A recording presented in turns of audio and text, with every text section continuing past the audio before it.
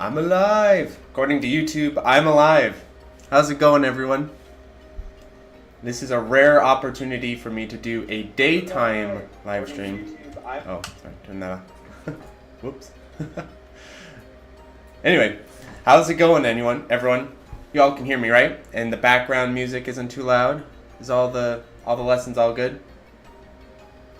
I heard this guy really likes Last of Us. Yeah. If you tuned in for Bog Hog's stream, I talked about how much I just love that game. It's like the best thing ever. Sounding good? Awesome. Well, how's it going, everyone? This is a Let's Chat. So we're talking about what you guys want to talk about. You guys are setting the agenda today, making the rules, and this is a rare opportunity where I can record during daylight hours. So, how's it going? Also, I hope you enjoy the Resident Evil 5 background thing I've got going here. I've been playing a bunch of Resident Evil 5. That's the next video for the channel. I'm really excited to talk about that. Love the OST video. Thanks, Estevan. I'm really glad to hear that. That OST video is one of the most intensive editing experiences on the channel. I edited that video for 4 days straight, just all-nighters, 4 days in a row, because I had to, first of all, I had to sit, the initial recording, the initial cut was like 5 hours long, so I had to edit down to about 3.5, so that took a day to do that. And then I had to synchronize up our audio with his video because of all the recording stuff. It would sound better if he local recorded his audio. So then I had to like dub in his audio over his video feed. That took a bunch of time. And then I had to synchronize our videos together.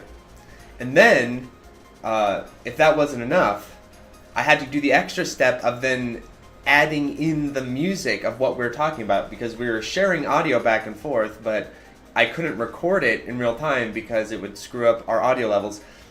So, sorry, I got noodle in my mouth. So, I then had to go back in and reinsert every single track that we're talking about. And then I added in the gameplay footage and the background. Oh my god, that was probably the most intense video I've ever made editing-wise, by far. And it's like just kind of an average video.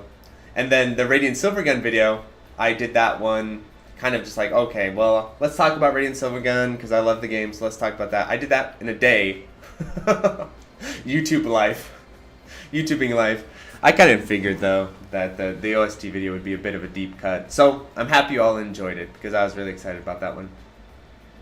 Yeah, the background, I even had Bog Hog help me with like that background DOJ footage that plays behind us and stuff. Yeah, so that one was awesome. But it'll be one of those kind of deep cut videos, I think, because it's giant podcast. Okay, let's see what you all got to say. How's it going, everyone? Oh yeah, I was surprised I liked Iron Hunter as much as I did, because remember I didn't select any of the soundtracks, and so some of the soundtracks I heard for the first time in preparation for the video. So I was like, Iron Hunter, I bet this is gonna be stupid, and I listened to it. I was like, well, this is like the best one almost. So yeah, Iron Hunter was such a good soundtrack. It does make sense though, because Square make such good soundtracks, especially back then. So it was them in their heyday making a soundtrack. Of course, it went well. Yeah. Tokyo Bassist asks, Zero Slave demo, have you tried it? Are you familiar with the insane story behind it? I think you'll dig it. I know it's the Devil Engine guy, or as I like to call it, Drama Engine. It looks interesting. I haven't tried the demo because with those types of games, I want the full thing before I try it. I want the whole enchilada, because I'm kind of tired of critiquing demos and talking about demos unless I really feel like I need to. Because what happens is I'll talk about stuff in the demo and then it gets changed or something, you know? Like I did one for Tekken 7 and I was like, I wanted to do that because I was really curious what direction they were going. But I'll wait for the full release, and I'll definitely check it out when the full release comes out. Absolutely. It does look interesting. Thinking of Pedro's on the spot, he's got a writer's block in the comment section about what questions to ask or whatever topics you guys want to talk about. Sorry to be a past Can you give my son a shout? Oh, wow, this is nice. Okay, V. Lorenzo. Pronounce Yashu. Oh, he's here now. Okay, V. Lorenzo, sure. Yashu, what's up? How's it going, my dude?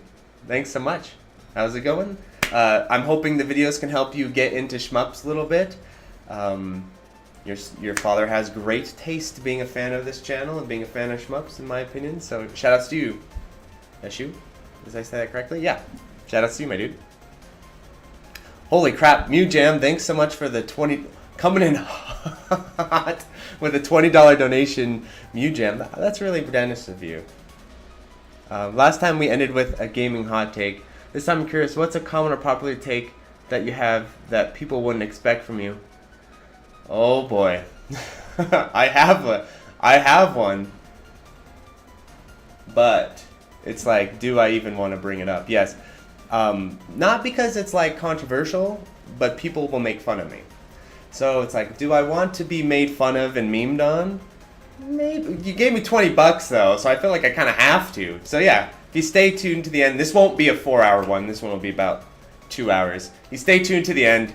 Yeah, I have one, and you all will make fun of me, and we'll see when we get there.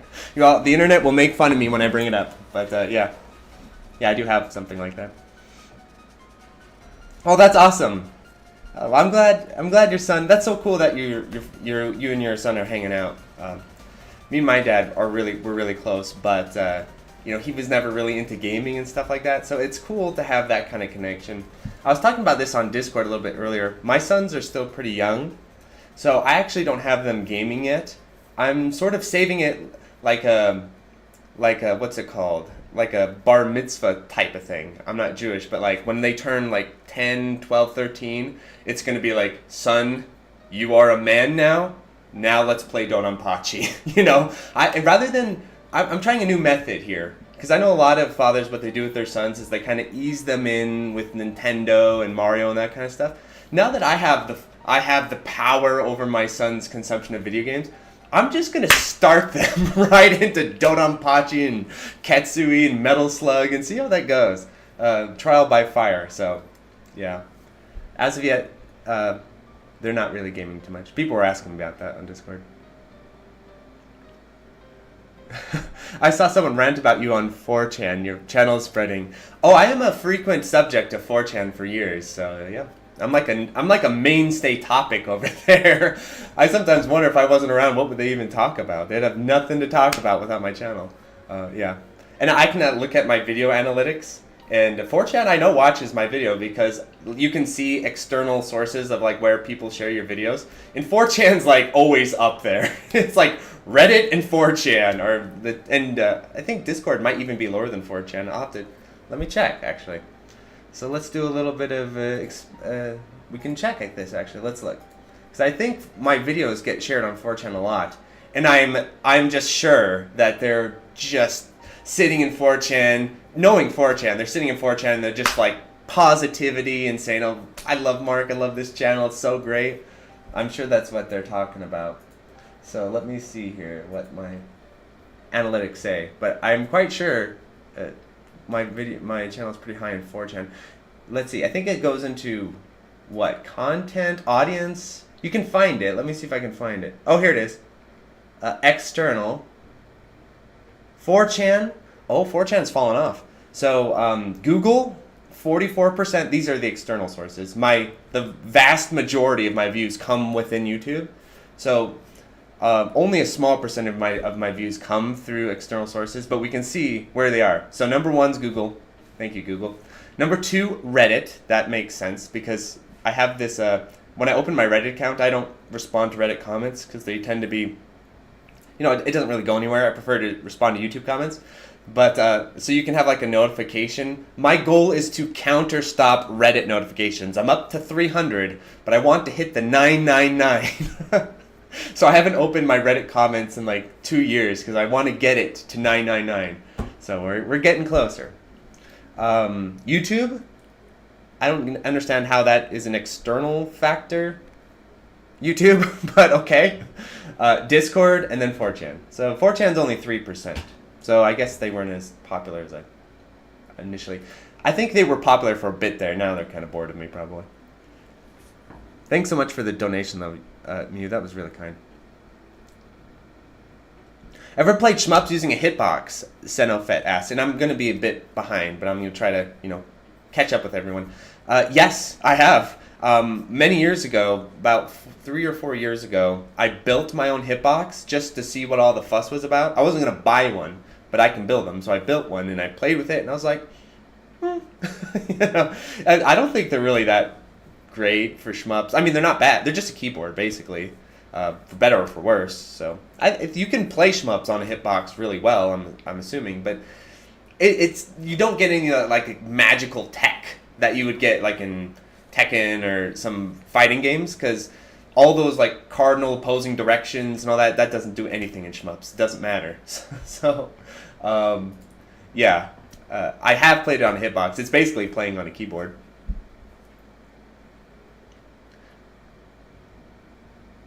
Tokyo Basis says, I think they're... Oh, sorry, I'm still a little bit behind. Oh, the chat just jumped. It jumped on me. Uh-oh, okay. Tokyo Basis says, I think the value in reviewing different phases of games, I think it's an interesting avenue to pursue. Yeah, I think so. This is something that I've been wanting to do, Tokyo, actually, is... As you notice, I've been trying to bring more PS2 era content onto the channel because I think that's a really underexplored and interesting era in video games. And when I say PS2 content, I don't mean like Metal Gear Solid 3, as cool as Metal Gear Solid 3. I mean, because there's lots of classics in video game. I guess Resi 4 counts, but there's a lot of classics on the PS2. But I'm talking about like shit on the PS2 people don't talk about, like for example, like Gungrave, like the first Gungrave. People talk about God Hand, but I gotta talk about that. Like some of this stuff on the PS2 that isn't like these kind of crazy action games that everyone kind of dismisses. I definitely want to get to some of those.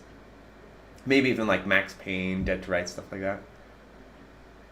Ever considered becoming a programmer? Everyone I know is like a programmer, so I feel kind of left out. All my friends, all the people I talk to, all the people I interact with are programmers, but no, I don't have the tech brain for it. I'm a little too deficient in that. I can kind of do it in Game Maker a bit, but I couldn't do it professionally. It would drive me crazy, I think. I'm a paper pusher at heart. I push paper. I'm a pro paper pusher, baby. Would you want Shinji Mikami to direct next if you could talk to him? Oh, what would I want him to direct next if I could talk to him? That's interesting. See, the problem, Ocelot, with this kind of premise is that I feel like a lot of directors, as they get older, they start to lose their mojo, and not because of an age thing, but because they kind of move on. I think a lot of directors, as they get older, they kind of move on from video game design and they're playing golf or whatever they're up to in their 50s or 60s. I just don't think they have that same drive and grit as they did when he was like working on God Hand and stuff like that. So I feel like it's a little bit tricky. Because what often happens, you kind of saw this with Shenmue 3, not to shit talk Shenmue 3 too much, but you kind of saw this with Shenmue 3, is you could see like Yu Suzuki, he's older, and like Shenmue 3 is like a way more mellow game, it seems like to me, and that's what I feel like. That's kind of tougher when you're developers. But if he was like in his prime or something like that, if he was like really, really cooking in his prime, that would be interesting. Probably he needs to come back to Devil May Cry, I would say, right? And like, do something cool there, I would say, or something like that. I would think. Yeah, because I think Resident Evil. I think DMC needs more help than Resident Evil, to be honest. So that's what I'd want to see him do. Oh yeah, Gauntlet asks, "What? I'm a dad?" Yes, I'm a shmup dad. Yeah, I have kids. Which is a little bit unusual for my generation. I had kids younger than most my friends my age and stuff like that don't have kids. So, yeah, I'm like a person born in the 1950s.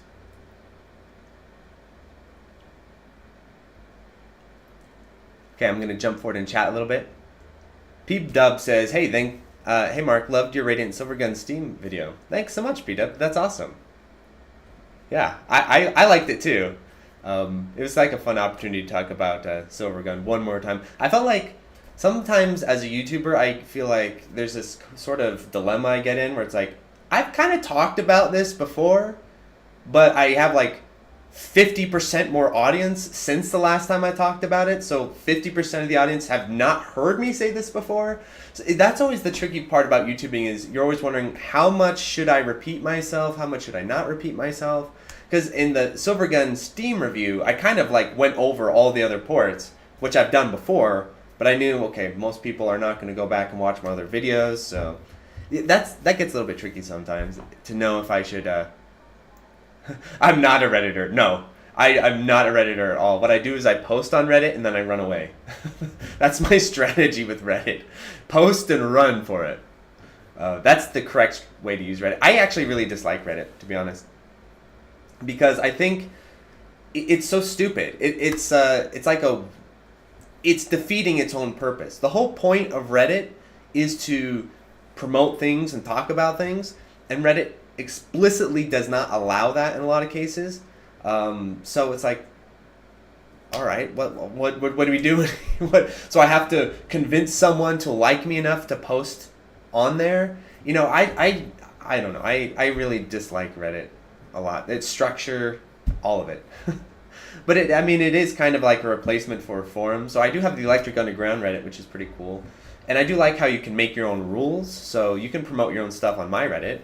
Go ahead. Like, the whole point of that subreddit, the Electric Underground subreddit, is actually for fans of the channel to communicate with each other. So rather than it being a mechanism to communicate with me and show me things, because it's easier to get a hold of me through Discord or YouTube, the whole point of that Reddit, I should probably explain this in a post, is for you guys to communicate with each other. Like, the fan base, if you have something that you think other Electric Underground fans would be interested in, you could post it in there and you guys could contact each other and communicate with each other. That's the idea of it. So I should probably promote that a little bit more. It's been a while since I've mentioned its existence. Did I ever play Glaylancer? I haven't played it yet, no. I'll have to play it at some point, but I haven't played it yet. Pawnage asks, can I recommend any action games besides Ninja Gaiden, DMC, Bayonetta, Neo, MGR, etc.? Yeah, Spike Out. Definitely Spike Out. That's one I'm going to make a video on here soon. Boghog turned me on to that one. And it's kind of a funny story, because he kept messaging me about Spike Out like for weeks. And I just messaged him back, yeah, that's cool. You know, I was just kind of like, yeah, that's cool, man. And then one day he's like, why don't you want to play Spike Out? And I said, well, it's not that I don't want to play Spike Out, but you know, I know about Cannon Spike. I've seen Cannon Spike, and I'll play it at some point. And he says, no, not Cannon Spike, Spike Out. So he spent weeks talking to me about Spike Out, and I thought he was talking about Cannon Spike, a totally different game, which is like this Psycho sort of beat 'em up shmup hybrid. And I was like, I'll get to that at some point. But Spike Out is like it's like the basis for Yakuza's combat, and it's based off of like Virtua Fighter's combat. It's like if Shenmue had real combat, it would be Spike Out. It's really cool. It's really hard, though. And I think it's going to be in the new Yakuza coming out. So I'm going to do a video about it. And that's a really cool action game, combat, beat 'em up that no one talks about. And it's really hard, just to warn you. But definitely worth checking out. And then Wanted Dead. Wanted Dead wasn't on that list. Do you use square or octagonal? I'm a Korean stick player. I have my stick over there. So it's like kind of circular-ish gate. So I don't play on Japanese stick. PS2's first console Robbie owned. Robbie's probably a younger dude, but yeah, it's a great console to start with. That's for sure. I love the PS2. Beatmania. No, I'm not gonna. Oh my god, yeah, I have to review Beatmania when I'm doing the PS2 stuff. That game looks brutal. I'm not too much of a rhythm game guy personally. Not because I don't appreciate them, but because they're a little too much like shmups. That's the problem with them. Is like I've like dabbled them with a little bit, then I'm like, it's like playing a shmup, but it's all rhythm based. So I like that little bit of screen control aspect. So it just overlaps with shmups a little bit too much for me. But I know a lot of shmup players love rhythm games, and not just like casual shmup players, but like world record top tier holders of world records of cave games and stuff. You look on their Twitter and they're playing like Beatmania like half the time, or whatever rhythm games they play. So I know there's a huge overlap between rhythm game fans and shmup fans.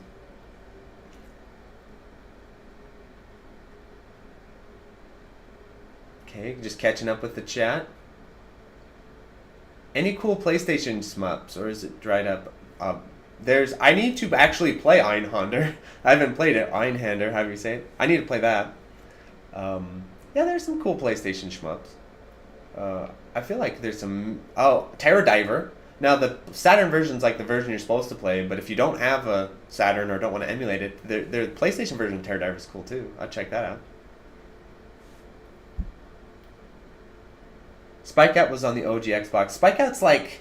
So it's mostly an arcade game, but there's an Xbox version of it. So, yeah. And I was trying to get it to run on the 360, with hacking and stuff, and it won't do it.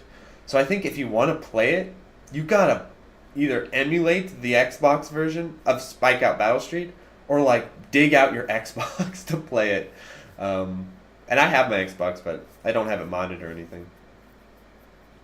So I'm actually really looking forward to the Yakuza release coming out, because it'll be a more accessible port than having to emulate it. The emulation's not too bad, though. It's not great, but it's not too bad.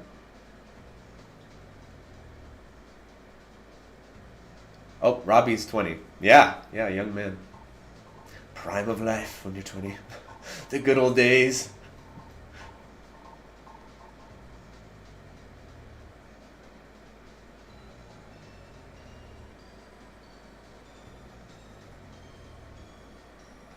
Oh, yeah, Tokyo Base is talking about how they left Wanted Dead. They just left it. Yeah, that's a bummer. That does suck. They were going to patch some stuff. I don't really have a huge problems with it, like, gameplay-wise, but there's some, like, patches that need to happen in terms of performance and reliability. Like, you'll be in middle run on a PlayStation, and the game will crash. On a console. So, yeah, they should. It's a shame they didn't patch it and stuff. I wonder if they broke the bank. I kind of feel like they broke the bank on that game, and it didn't sell well, and that they're like, boys, it's over. Go home, boys, it's over. Which is a bummer. I wish they would patch at least the... There's like one glitch, though, that I wish they'd patch. I call it the health glitch, which is... If you are picking up a health item, and then I think if you reload or something, it's like you do something during a health item. I think it's reloading. So you go to pick up a health drop, and then you reload while you're doing it. It confuses the game, and then you can't.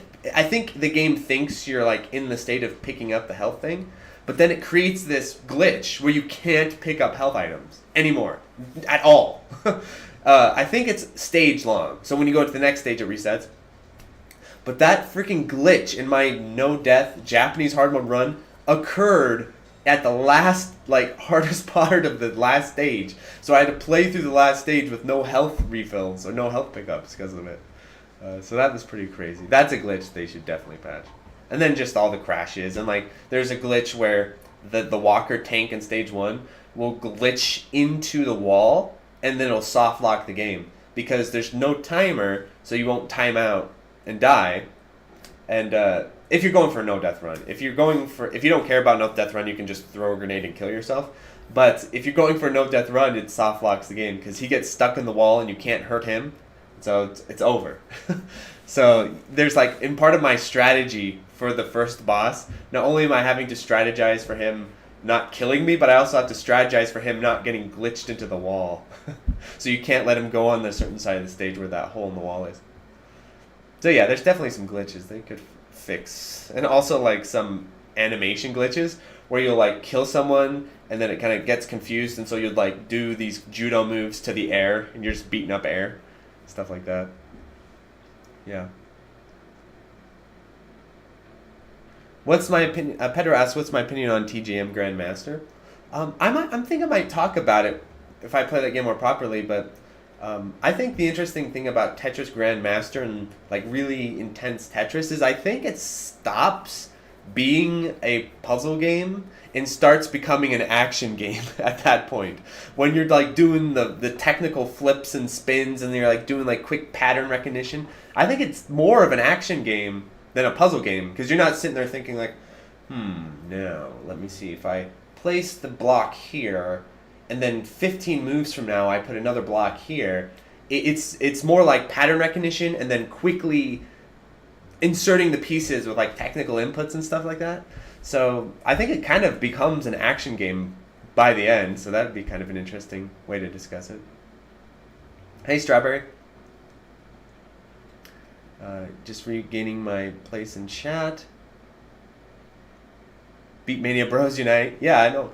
One of the very first streamers, he's not around anymore, but one of the very first streamers I really watched, his name was Cloudy Music. I even had him on the podcast years ago. I haven't heard from him or seen him in years, so I think he's not doing gaming or anymore. But he used to stream Beatmania, so I used to watch him stream it, and like on the crazy console thing, peripheral thing they use. Yeah, it looks hard as hell.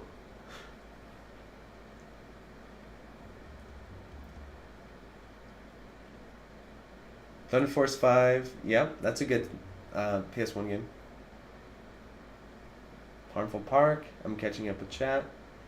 The Electric Family Man, yeah. There are a lot of weird Sega games on the OG Xbox, that's right. Gun Valkyrie, I actually have that Mujam. I have it. I have yet to play it because I went to a game, like a used game store when those used to exist, you know? And I found it, and it had like a cool cover. Then I saw Sega, and it was like, oh shit! So I have that game, but I haven't bothered to plug in my Xbox and play it.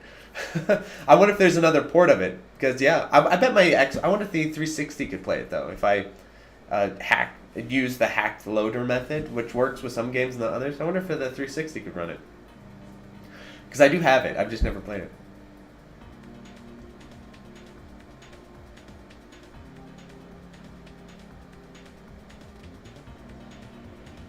Yeah. Poor One to Dead. It got obliterated. It didn't just get kind of negative reviews. It got steamrolled, which is funny because another game that was kind of like that was Ninja Gaiden 3: Razor's Edge, which over time people have recognized how good that game is. But when it came out, it kind of got steamrolled too. I remember Eurogamer having like a whole negative review of it and being like it's too little, too late, and all that. So it happens to action games especially, I think. Kind of happened to Gungrave Gore a bit as well. I think action games are the most susceptible to just getting steamrolled by video game critics, because if your action game has like more technical elements that they may not be aware of, they just assume it's poorly designed. Like Wanted Dead, the guard canceling stuff, they just assume, oh, the game doesn't work, it's poorly designed. Same thing with God Hand. They didn't understand that game, they just assume, oh, it's bad. Action games can tend to get that treatment, especially if they don't play like Devil May Cry, right? Because all the game reviewers and stuff, they know Devil May Cry, so that's like, oh, if you want your action game to get praise, just make it play like Devil May Cry and they'll like it. But don't do anything too weird. Spike Out, we're talking about action games that got steamrolled. Look at Spike Out. Spike Out got trashed. I think X-Play, not that they're legit game reviewers, but they gave it like a 1 out of 5. They just brutalized it. Let me look at IGN.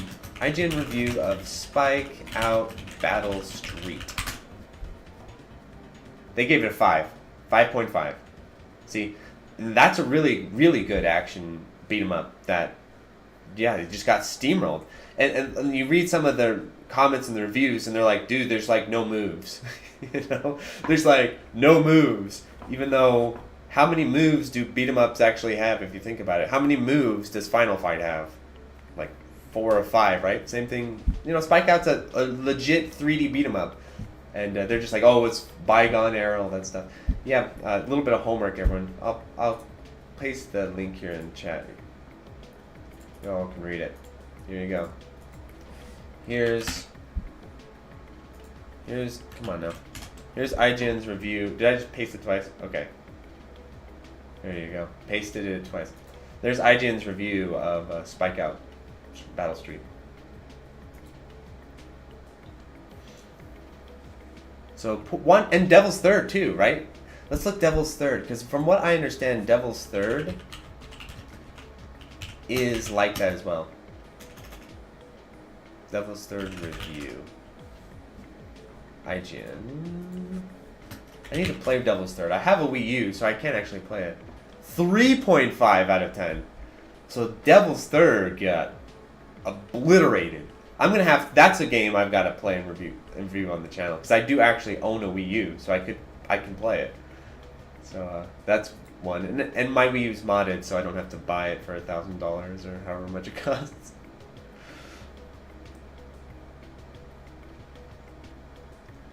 OLED Steam Deck. Yeah, I need to get myself a Steam Deck at some point.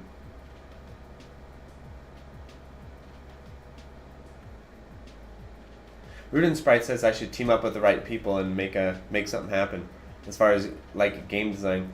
That's basically what's going to happen with House of Bullets, because I hang out with Bog Hog and talk to him all the time. Message him, Bog, help. Yeah, he's like my little. He helped me a lot with just some stuff before.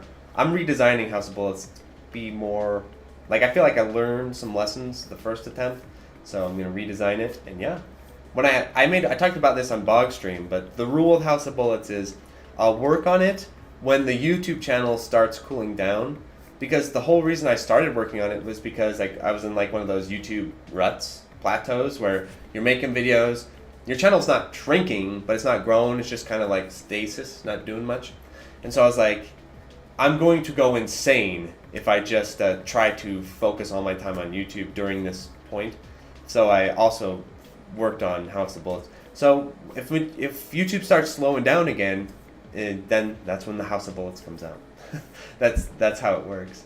Plus, I kind of feel like I want to set aside a good chunk of time to get going on the second go. But some projects got to get done first. It's like this Thanksgiving break coming up. I'm gonna get around to editing together the documentary and stuff like that. So that's got to get done, and then other things as far as the YouTube channel. But I'm still around, so as long as I'm still around, it's gonna happen at some point.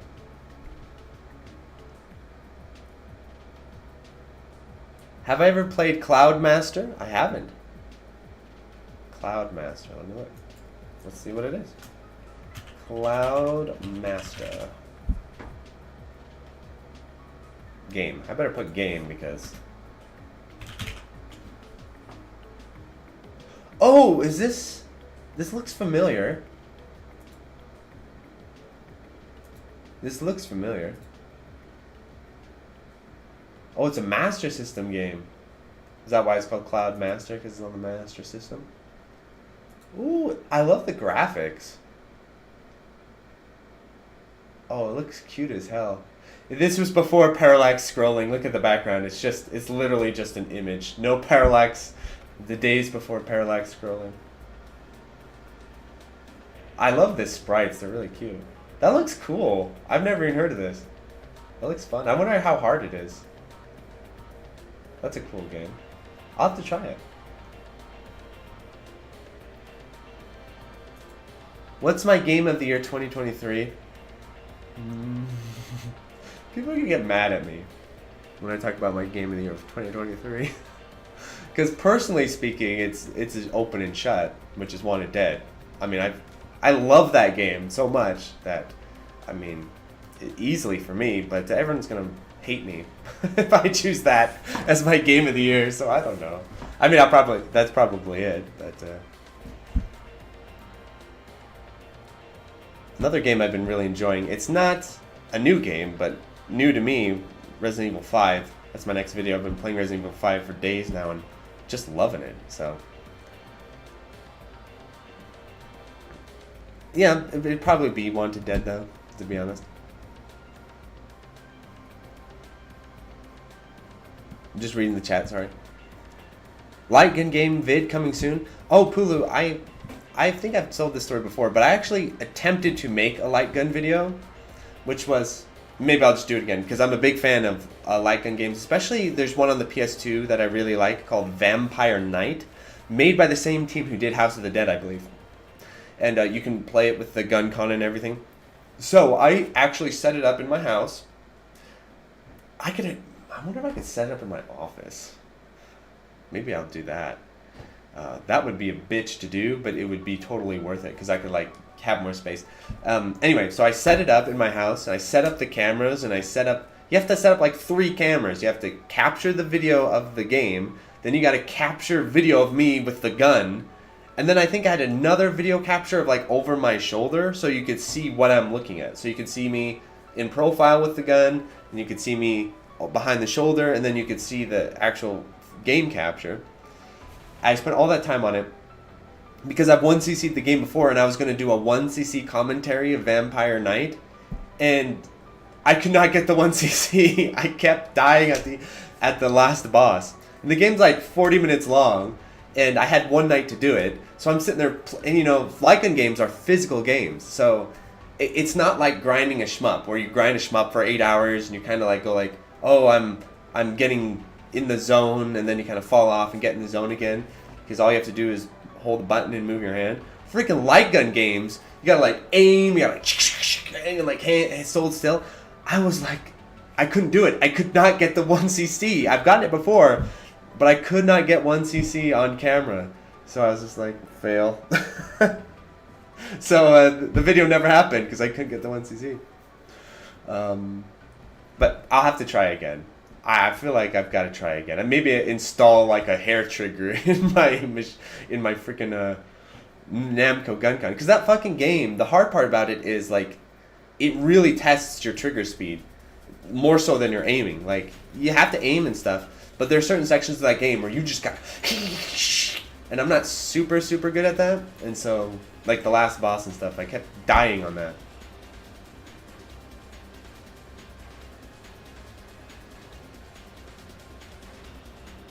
But yeah, that's on the short list. The light gun game I'm going to make a video about is called Vampire Knight on the PlayStation 2, and I have the whole setup. Just gotta get that damn 1cc.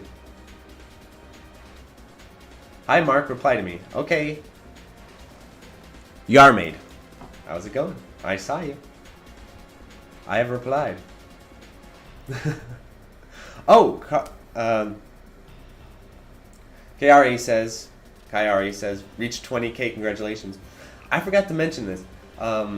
So I was gonna do this live stream when I got 20k, but I got 20k at like a weird time of the week, so I couldn't do it.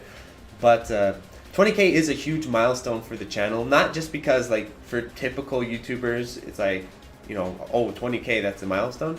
It's like particularly a special milestone for the channel because when I was first doing the channel and first talking about my goals for the channel and stuff like that, I remember saying, okay, like 5k is the realistic limit of my channel.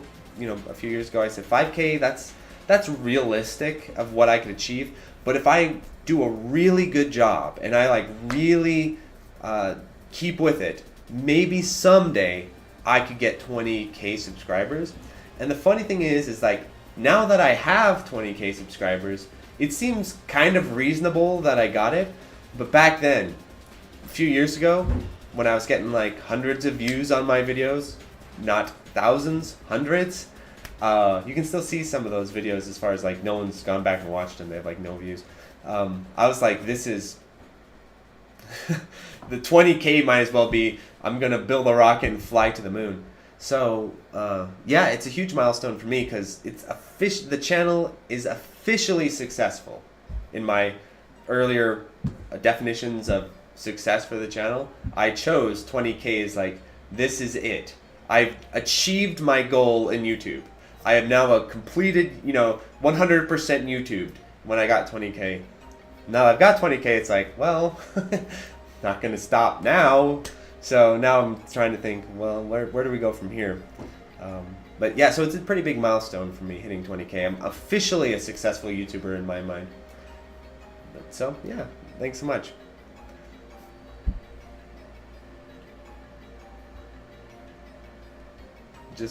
getting caught up with the chat. Rudan, I know Iconoclast really likes Devil's Third. And what's funny is, the reason why I'm really interested in playing Devil's Third is because I was watching just some random review of Wanted Dead. And the review of Wanted Dead was not positive about Wanted Dead, but it kept saying over and over, oh, this is just like Devil's Third. Oh, this is just like Devil's Third. And it meant it as like an insult. Like, oh, this game sucks, like Devil's Third. But as someone who likes Wanted Dead, that made me go, so maybe Devil's Third's good. So I can't confirm that because I have to play it. I have to play it here soon. But that reviewer saying that it's just like Devil's Third, so it sucks, made me think maybe Devil's Third's good. So yeah, I'm really interested in trying it out. Because Wanted Dead's such a particular game that if Devil's Third plays like it as well, it could be really cool. Mujam says, oh yeah, you can get good on shmups with any controller. Yeah. Gus and his Futari run proved that. He proved me wrong, because when I first started doing content and talking about controllers, I said, okay, listen, you can play on pad, you can play on arcade stick, you can play on keyboard, that's all good. You just make sure you have a good version of that thing. So if you're going to play on pad, use a really good pad, like a Sega Saturn pad. If you're going to play on stick, use a really good stick. If you're going to play on keyboard, use like a nice mechanical keyboard or whatever. Those are that was my belief system. And then Gus beats Futari Ultra live on an Xbox 360 pad. I'm like, oh my god. A freaking 360 pad of all things? So anything's possible. If Gus can beat Futari live on a 360 pad, anything's possible. That blew my mind. Proved me wrong. Because I was like, no, 360 pad, there's no way. You can one-all a game with a 360 pad, but there's no way you're two-alling it. And he's more than two-alling it. You know, he's getting these insane runs on 360, so on a 360 pad. So yeah. In shmups, the controls don't hold you back all that much. I still think it's good to have reliable controls. I think you can play better with reliable controls, obviously, but they don't hold you back as much as other genres, probably. Oh, I got a donation. Hold on. I got to jump forward to the donations.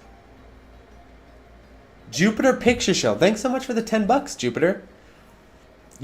Oh, okay. We got to talk about Cuphead. You've mentioned your distaste for Cuphead in the past. Can you elaborate on that and suggest some of your favorite running guns? P.S. Your channel kicks ass and it's one of my favorites.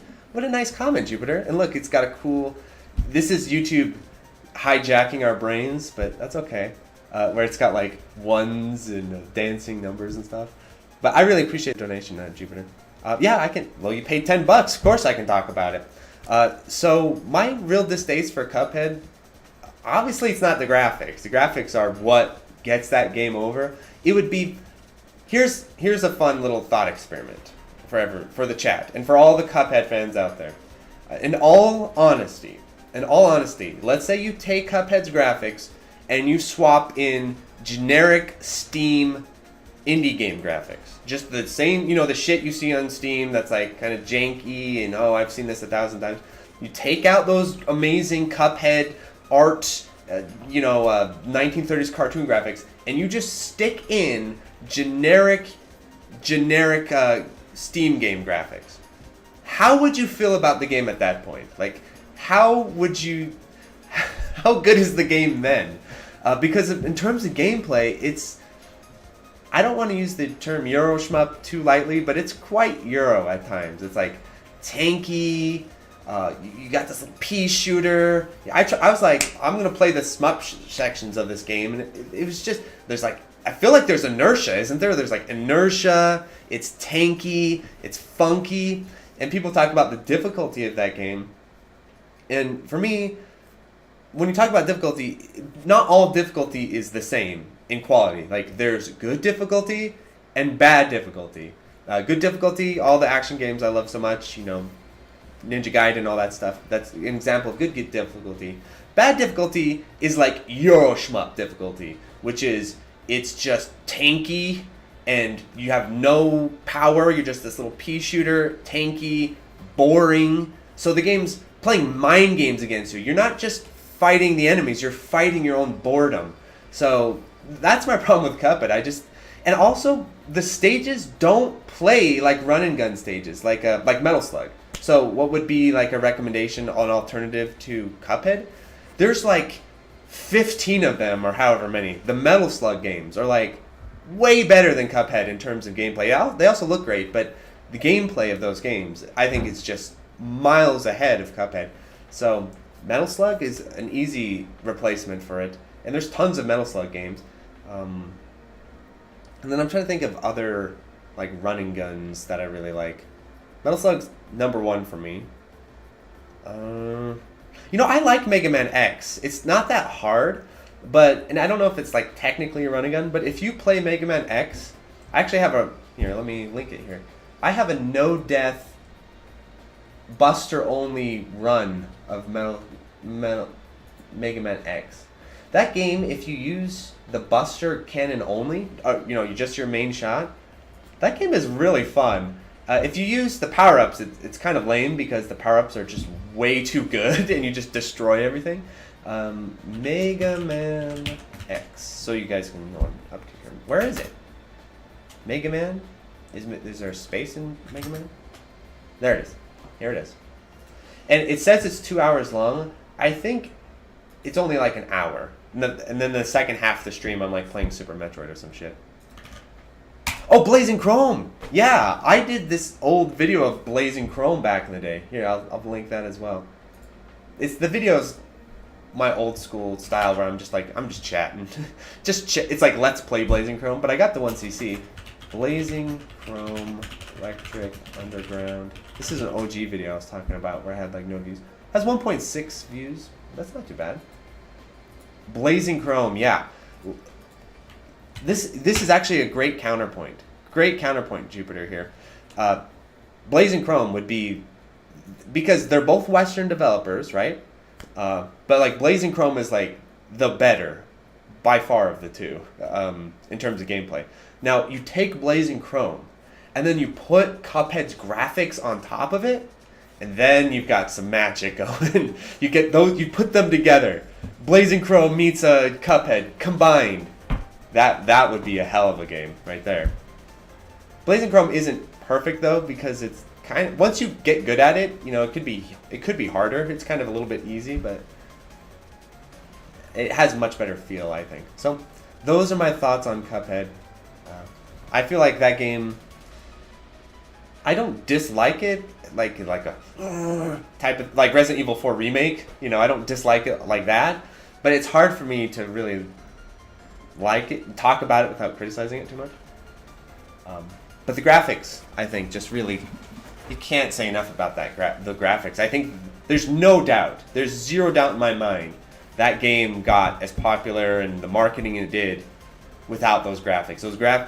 If you take one lesson away from Cuphead, it's the magic of graphics and how really good graphics can take a mediocre to bad game really far in terms of popularity and marketing and fan base. Because you just want to like the game because it looks so good. You want to like it, even though it kind of plays crappy. It looks so good that you're kind of like, well, I really believe in that. So that's something I definitely give it credit for. It has amazing graphics, and I think that's important. So I think that's the lesson we should take from Cuphead, at least in my book, is the graphics can really help a game. They can really help your game stand out, even if it's like an arcade-ish style game. Okay, great question, Jupiter.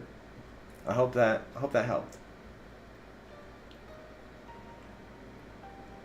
Oh, Mishiko says he's watching my channel with 400 subscribers. Yes, I recognize you, Mishiko.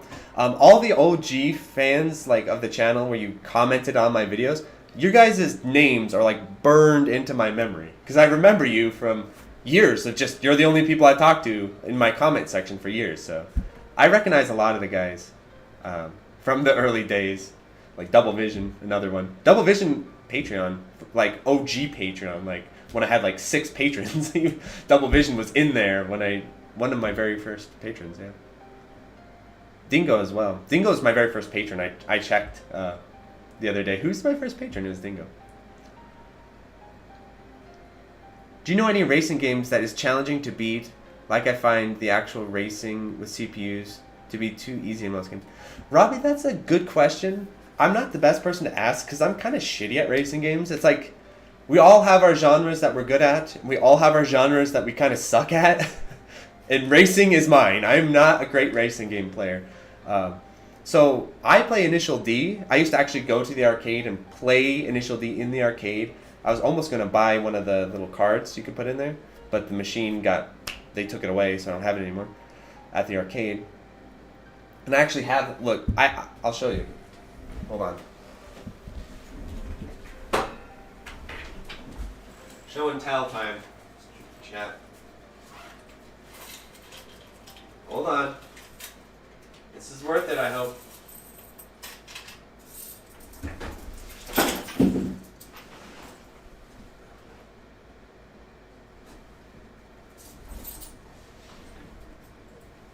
Okay.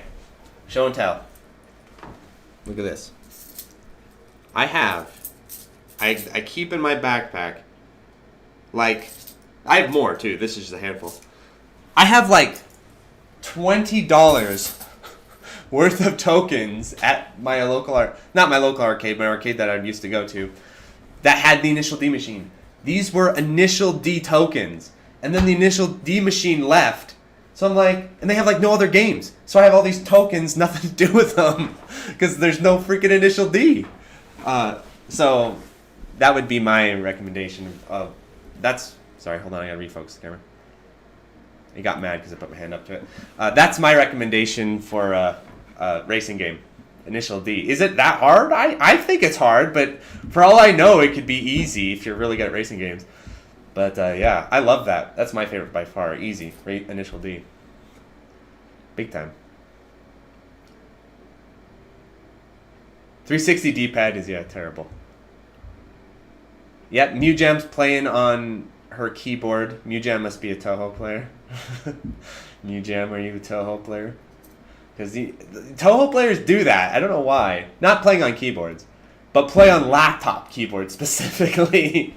I'm like a lot of Toho players. I think even Juju Kenobi was doing this. I think he even told me when he's like getting all these clears in Toho, he's like playing on like a laptop keyboard. I'm like, what are you doing? Even if you're a keyboard player, day one, I'm not even a keyboard player. Day one, I went and bought a mechanical keyboard. Day one. Not even play on keyboard. I can't imagine playing hundreds of hours on these little shitty laptop keyboards. But Toho players do it. They like it. I don't know what it is, but yeah. Anyway, Mewjam must be a Toho player. In front of thousands of viewers. Hey, Jamers, how's it going? Jamers made it. Yeah, this is the early shift, so we will see people who probably don't usually come in because I usually stream in the dead of night when I do these. This is a rare opportunity. Wiimote Pointer Shmup sounds fire. I'm reading Mewjam's comments. It exists. It's called Sin and Punishment 2. It exists. You can play that game. It's called Sin and Punishment 2. That's a Wiimote Shmup. Playing games with analog stick. I've heard of people doing that. I've kind of tried to get good at it just because I thought it'd be kind of funny. With show and tell. So I've been trying to play shmups on analog stick. Just mostly because of the Switch. Because the Switch with the flip grip, you couldn't, whatever. You couldn't use like a good D-pad with the flip grip. So I was trying to learn to play the Switch with an analog stick. It's not so bad. It's not good though. It's like kind of doable, but it's not good.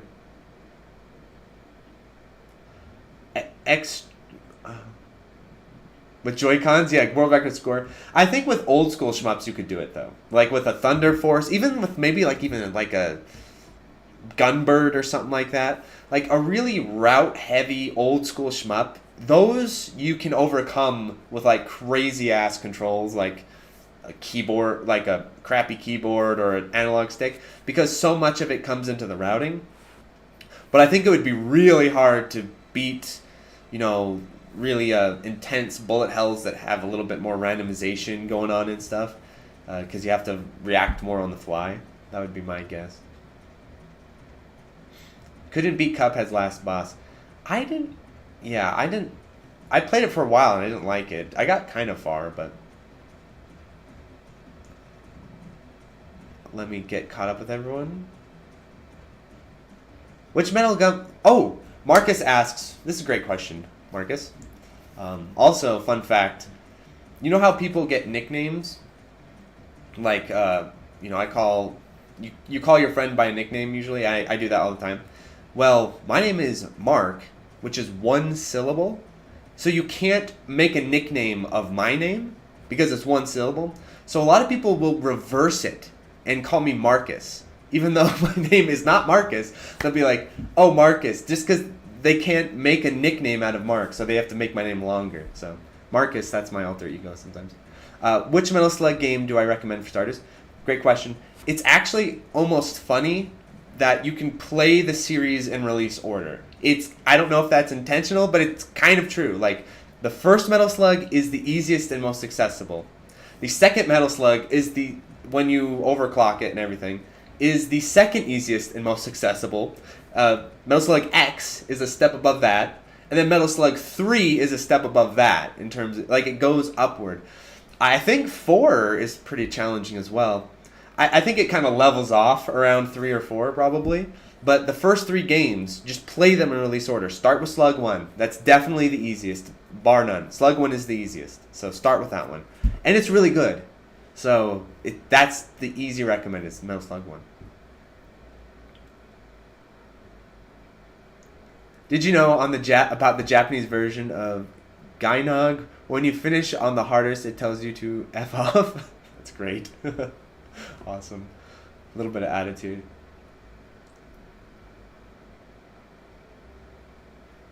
Yeah, Mega Man is not a running gun. Yeah, but someone has to make this definition work. It's not me, because I don't care enough to do it. But someone has to... Okay, someone has to... Somewhere has to draw this line between Metal Slug and Mega Man. And it seems like, when you take a step back, there's an obvious difference. But, like, how do you explain that difference mechanically? Like, how do you explain the difference between a platformer in which you shoot things with a gun and a running gun where you shoot things and then occasionally platform? Is it like a percentage of jumping versus shooting or something? It is funny because I think it's not that clear of a difference. It seems like it, but as far as like trying to break down why is Metal Slug a running gun, why is Mega Man a platformer where you have a gun and you run and jump and shoot? So, yeah, I agree. It's not the same thing, but it's hard to actually parse out what the difference is. Can't wait for DOJ next month. Agreed, Rome chat. I'm excited. I'm a little nervous, actually. I'm a little nervous because it's like the one thing that I look forward to in terms of games these days. It's like, okay, the M2 release, this is it. It's like the one thing I get excited about because the games that I end up liking that come out, I usually don't even know or expect to be good. Like Wanted Dead, I really loved it, but I didn't know if it was going to be good or not, so I was just kind of like, well, I'll play it when it comes out and we'll see. But DOJ, the M2 port, it's like the one release where I allow myself to feel hope. So I'm excited, but I'm also a little nervous. I hope it's good. I know it'll be good, like in a basic sense, but I'm a little nervous that it might be like, because they've been kind of dropping out to the arranges and stuff like that. So I'm nervous it won't have like an arrange mode or something cool like that, because like freaking Battle Garega Revision 2016 it's got all the modes. It's got all these different modes and custom mode and all this different things, and they just throwing everything at the kitchen sink. Same thing with Ketsui, Destiny. It's got like 3 different arranges or whatever. It's got like Destiny arrange, then it's got IKD, the special version. I think it's got some other thing going on. So they all have these really robust extras, right? But the thing about like some of their later ones, like Esperade, it has the Esperade Plus mode, which is cool, but it's not as cool as like Destiny mode, right? And I feel like they've kind of gotten away from doing as much with their ports. But I'm hoping since it's DOJ, they know, okay, we got to really bring the heat for DOJ. So I'm excited, but I'm a little nervous that they might not have all the modes and stuff. I hope they do. I'm going to be a little disappointed if they don't.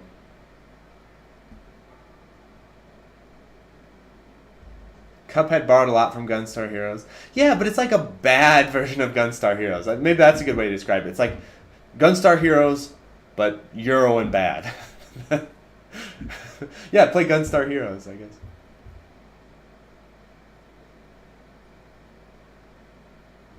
Which DOA is best, Godtail? That's a great question. My favorite is DOA 4. Is it the best, though? Let me explain. There's two contenders. Well, there's three. We'll get the DOA talk out of the way quick, because I know that's a niche audience of my fan base. But DOA 2 is like the greatest in terms of like importance and in terms of like innovation and really defining the series. DOA 2 is like Street Fighter 2, right? It's like especially if you get the Xbox version, the Ultimate DOA 2. Xbox Ultimate DOA 2 is top tier. It's really good, but it's like Street Fighter 2 in that it gets a little crazy. You know, it's a little there's some broken stuff in that game. You can't sidestep and stuff like that. And so the better version of DOA 2 is DOA 4. DOA 3 is good, but like DOA 4 is just better. DOA 4 is really, really good. And the thing about it, that the reason why I call it my favorite is because Itagaki went all in with the AI of that game and the combat system and everything. It's just really well done. But the AI of that game, if you play on ultra hard, that AI is insane. It is like the hardest AI I've ever fought without it being cheap. The AI isn't cheap because DOA, it's not like reading your inputs or anything, but it is so aggressive and hard. It's like harder than Virtua Fighter's AI. So you can play DOA 4 even now. You just set it to like ultra hard. Well, you probably have to work your way to that point, but you can play it and legitimately be challenged by how good that AI is. In terms of overall fighting system, though, DOA 5 is the best in terms of like the overall fighting system. Because DOA 5 was like, you know what? Why don't we add side steps? 4, that's the big thing with 4. 4 has only a little bit of sidestepping, because what you can do is if they do a jump kick or like an air-based attack, you can sidestep that by walking around it, free-stepping it. But like a proper sidestep, though, was not brought in until 5. So in terms of overall combat, 5 is the best. 4 is a close contender. 6 is alright, but they put meters and stuff in it, and so that's poopy. So the tier list would be just overall best is 5, but my favorite is 4, and then 2 Ultimate, and then probably 6 after 2 Ultimate. That would be my DOA tier list. DOA 1 is terrible. Don't even play it. DOA 1 is awful. Okay, there's your DOA chat. Okay, catching up with the chat. Azure Strike Gunvolt. Yeah, people have mentioned that to me a lot. Some guy, though, in the Discord was showing me an even crazier looking game that made Gunvolt look like kind of tame. I'll have to go back and read through my Discord chat, but it was like Mega Man on crack. So I wanna check that one out. That one looked crazy. It had like sword canceling and all kinds of stuff.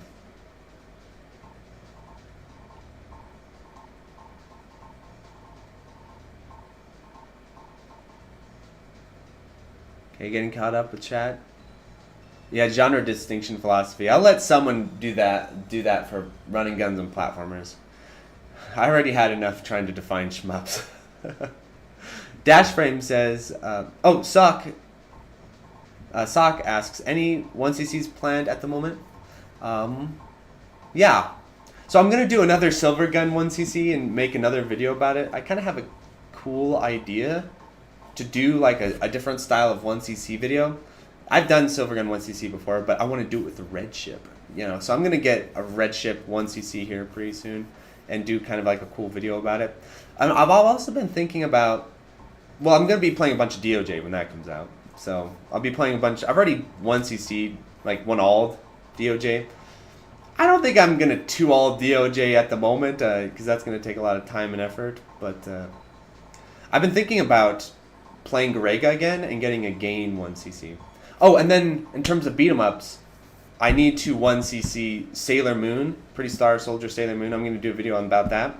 And I came so close to the 1cc in that. Like 4 times, right at the end. There's this last part at the end where you fight these double bosses, and it is brutal. And I was doing such a good job, and I literally was like 1 second away from killing the double boss. Killed one, I had 1 second to go, and it just timed out, and when you time out, it's over.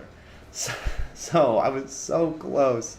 So I definitely, that's the nearest one I have to do, because I'm already super close to it, the Sailor Moon 1cc. Dashframe says, hey man, I love your videos, gotta ask, has been any turn-based RPGs that you found genuinely challenging and fun? Just curious because I love them. Yeah, this is kind of probably a more casual series, but I really love the Advanced War series and Fire Emblem games. Except the new one. The Three Houses one, I didn't like that because I hated all the overworld crap. But like the older Fire Emblem games and Advanced Wars, I love those. Yeah, because it's all just, you're just right into the combat, you know. There's not even like stat management or anything. That's what I love about those games. It's just all about the overall tactics combats. You're not managing stats and all that too much. I know Fire Emblem has some of that, but it's minimized compared to a lot of RPGs, which I appreciate. So that would be Fire. I know it's kind of a lame answer, but Fire Emblem and Advanced Wars. Because the problem with RPGs is like once they start getting more technical and complicated, I'm just like, I'm not dealing with this. My RPG, noobness comes out. Yeah, DOJ is Diojo. I used to call it Dioju. Dioju. Before I was a member of the shmup world and I talked to other shmup players, when I saw it on the PS2 and played it on the PS2, just before I came out to the shmup world and everything, I thought it was really smart. I didn't know Japanese at all, but I knew like some French pronunciation, and I thought it was like, have you guys heard of like au jus sauce? I don't have a bad accent, but French au jus, like the dipping sauce. So I read DOJ Diajo as Diaju. It's like dipping sauce, Diaju. I should bring that back because it's pretty funny. But that's how I pronounced it at first. When I just read it cold, I was like, oh, DOJ Diaju. Isn't that funny? Or Dodonpachi Diaju. I got the Dodonpachi right at least. Sailor Moon Arcade 1cc. Yes, it's coming. I kind of technically have that because me and Bog did a 2-player 1cc, but that doesn't count, right? So, and I was so close. It's gonna happen. I might even do it this weekend if I have time. I'm doing the Resident Evil 5 stuff this weekend, but if I have time, maybe. Oh, Ushi donated. Oh, okay. What you got to say, Ushi? The stream a while back with Bog Hog on Sailor Moon was cool. Yes, he's talking about that. I've always wondered, what is it about the game specifically that have you hold it in such high regard? Sorry, Mushi, I'm stupid and can't read. Okay, he's asking, why do I like Sailor Moon so much? Okay, so the first thing about Sailor Moon is that there are certain aspects of that game's design that everyone kind of agrees is not totally intentional, because what happened was basically, and actually there's some cave overlap with Sailor Moon. You got the art, the Sailor Moon art that looks so great, the Sailor Moon Pretty Star Soldier art. I believe, and Boghawk checked this, and if I'm wrong, I probably remembered incorrectly, but I'm pretty sure it is the same artist who does Death Smiles, the same sprite artist. So that's why the game looks so fucking awesome. The same artist who did Pretty Star Solar Sailor Moon did Death Smiles. And so there's like some cave involvement. It's also on the cave board. So I kind of like to think of it as like the unofficial, that might even be part of my title, is like the unofficial cave beat 'em up. Pretty Star Sailor Moon. And that would be the cave's choice, right? Like if you had Cave make a beat 'em up, of course they would do Sailor Moon, right? And it has so many aspects of its design that, like, casual gamers or anybody, this is no. This is wrong. But it's also these aspects of the game's design that I love so much. For one, the timer. Remember in the arcade video I talked about how much I appreciate timers? And now I think they need to kind of come back to arcade games. One of the games that really sold me on this idea, probably not intentionally, is Sailor Moon. Because most beat 'em ups have timers, right? But timers in most beat 'em ups are kind of like think of Metal Slug. It's not beat 'em up, but like think of a lot of arcade timers in beat 'em ups. It's kind of like, as long as you like do something, it doesn't really matter, right? You're not sitting there like, oh god, I'm gonna run out of time. Sailor Moon though, the timers are like really strict in certain areas, and so you have to like strategize for the timer. And so you'll have to like start doing almost like speedrunning strats in certain sections, because it's like, well, I could beat this stage very easily if I just do what I said in the arcade video, where you just kind of camp out and you like slowly spawn enemies and pick them off one by one, which you can do in most beat 'em ups, and it's like an OP strat in most beat 'em ups.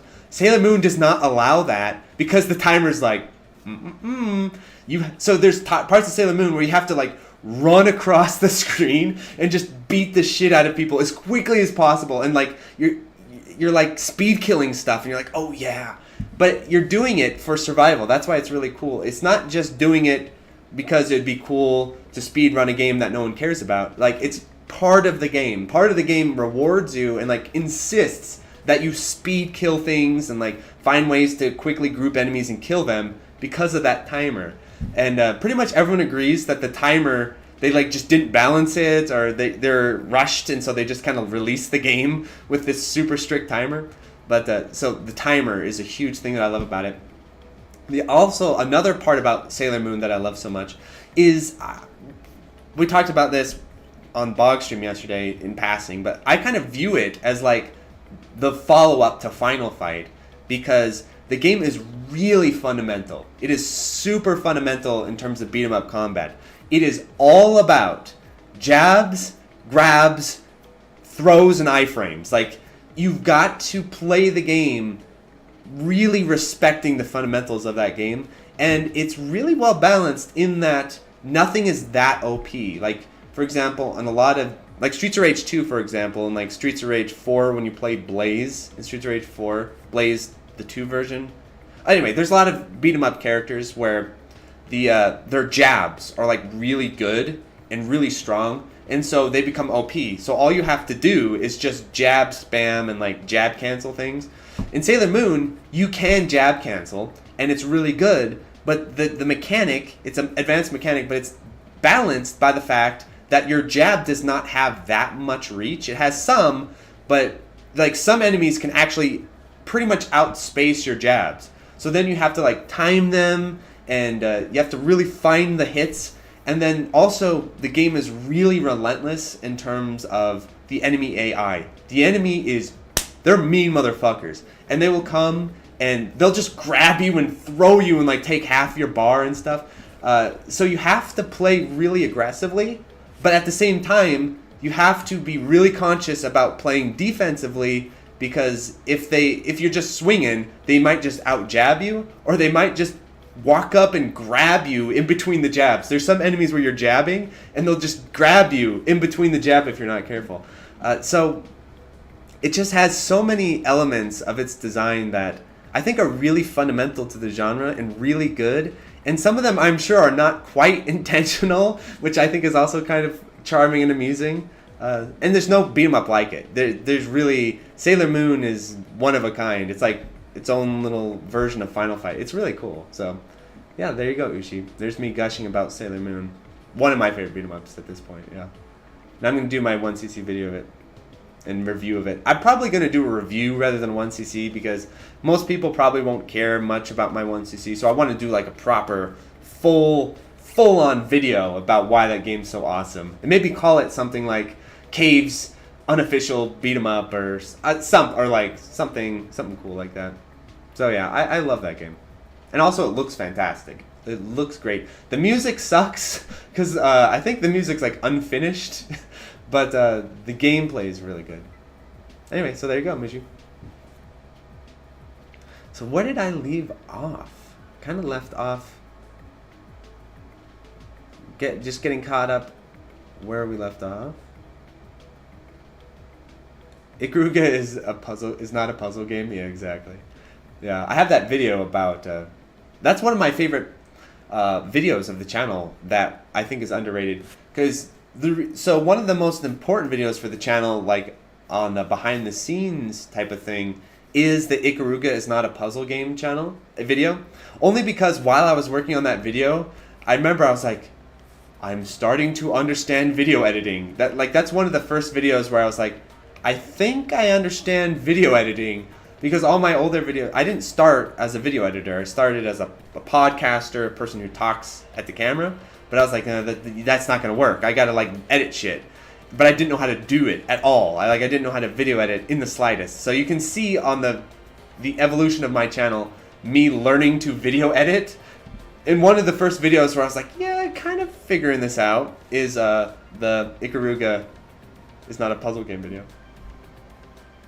I start pans and stuff. I'm like, oh man, I'm so smart. I figured it out. Bandcamp asks, do you like any of the Resident Evil pre-RE4? Well, I've heard that Resident Evil 3, of what I've played, no. But I haven't played 3, and from what I've heard, some people have said that like 3 has some action game elements, because I'm not a survival horror guy at all. But someone said like 3 has some action game elements to it. So I should try 3 and see, because I like the way the older ones look. Like I love that era PS1 graphics and everything. But the fact that you don't like fight stuff, it's a bummer for me. Like you watch the people play Resident Evil and Resident Evil 2 and they're like just running past zombies and solving puzzles. I'm like, oh, let's fight something. So Resident Evil 3 could potentially be one, because people have mentioned that that has a little bit more combat to it. I can't read your name. Your name is in Arabic, I believe. He asks, have I played Dark Souls? Yeah, I have. My relationship with Dark Souls, I think I talked about it in the Elden Ring video, is I play every Dark Souls game for 3 hours, and then I'm like, we're good. Just because it's not just an action game, it's also an RPG. So what happens is I start playing Dark Souls, then I'm like, maybe I'll just play Ninja Gaiden or like play an action game. So the one that I've stuck with the longest was, so I haven't played. I have to put a caveat in there though that I haven't played Bloodborne more than 30 minutes, because I played Bloodborne for 30 minutes when it launched on the PlayStation 4, and when it launched on the PlayStation 4, it had these egregious load times. It had the most horrific load times imaginable. So I was like, I'm not playing this game. I'm not sitting through whatever, like 2-minute load times all day. So I stopped playing it. But now I have my PS5 and I still have the disc. I could put the disc in my PS5 and play it. So I should play Bloodborne, because I can play it now on my PS5. But yeah. I just tend not to stick with them because they're not actiony enough for me usually. Mr. Underground, good evening. Love your videos. Thanks so much, WC99. That's nice. That thumbnail. Oh, in a kill box says that thumbnail. Kind of regret not getting a shirt at Mikado. Oh, so In a Kill Boss was in Spain. That's really cool. Yeah. The shirt I'm wearing in the thumbnail is the Spanish event shirt. And you're wondering why I haven't been wearing it, because I'm saving it for the documentary. I'm going to wear it in the documentary. Because the funny thing is talking about the documentary, which I'm going to be working on some over Thanksgiving break, is it's not finished. It is finished in one sense. I got all the footage in Spain, and I got all the footage of people playing and interviewing people in Spain. That's all set, and I've backed that up 5 different places, so the footage is nice and safe. But there's a second part of the footage, which is me. Like, I am not in the documentary, and I'm going to put myself in the documentary as like your host, you know, like the host of the welcome to the documentary. And so I have to shoot that part of it where I'm like hosting the documentary and explaining what's happening, what's going on, you know, that kind of thing. So I have to shoot that part, film that part still. And so that's what I'm going to be doing over Thanksgiving. Hopefully. But yeah, the shirt's cool. I kind of get you not getting one though, only because when I was in Spain, dear God, I was bleeding money. I just felt like money was just pouring out of my body. I was so paranoid going to Europe because, you know, everyone says when you go to Europe you got to like put your money in your shoe, or I had like this locking backpack. I got a padlock on my backpack so people couldn't like pickpocket my money and passport because it was like padlocked and stuff. Well, I didn't get robbed or pickpocketed while I was in Spain, but I felt like I got robbed by how expensive everything was, and everything cost money, and I was just burning money like crazy. And so the last day at the event, and they have the shirts, I was like, okay, these shirts are really cool, and it's going to be a memento of the trip, and it's actually going to be good to have one for the documentary. But I'm so tired of spending money. I've spent so much money. So I get not getting one. I really do. It was legitimately a tough decision for me, just because I was like, I cannot spend any more money, man. But I did. So I'm glad I got it now, but at the time it was painful to pay that $20 after paying all that money.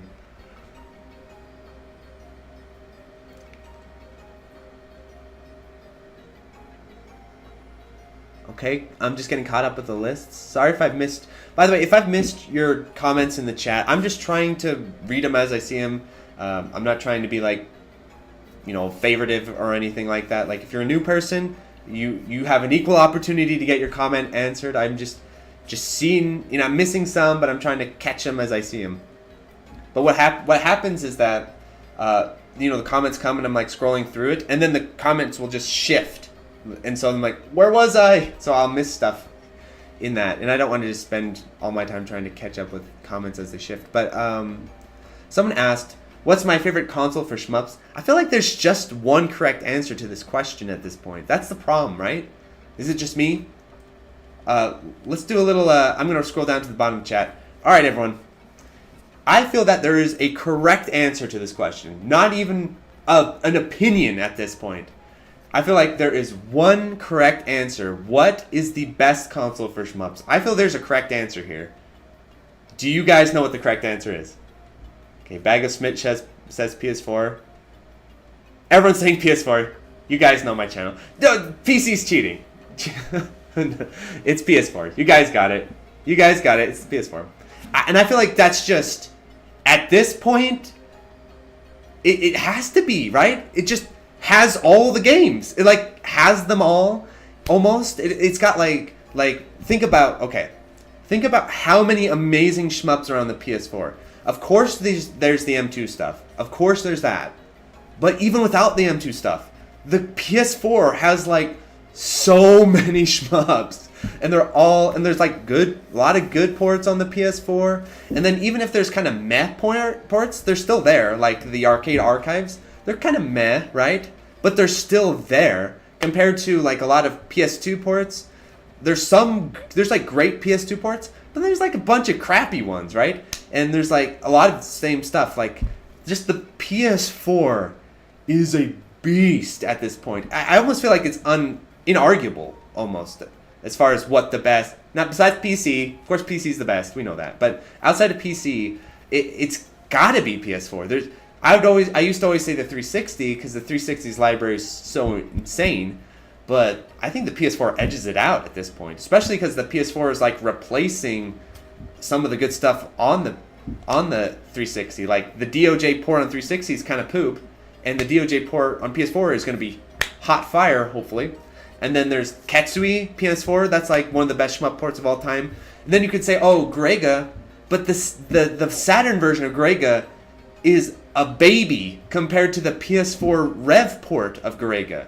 So it's just, not only does it have a great library, but a lot of the more recent ports are just obliterating the previous ports. So I feel like there's just no arguing. And Esperade's on there. I mean, when you think about it, how much shit is on the PS4? It's insane. And then, of course, now the PS5 is backwards compatible with the PS4. And so I bet a lot of these shmup developers are going to continue releasing stuff for the PS4. Like DOJ and all that. Because it's like, well, just release it for the PS4 because the PS5 could play it. And then the PS4 owners can still play it. So I bet we still have a few years where the PS4 is still going to get ports of shmups. So it's just we got the Rayforce collection recently.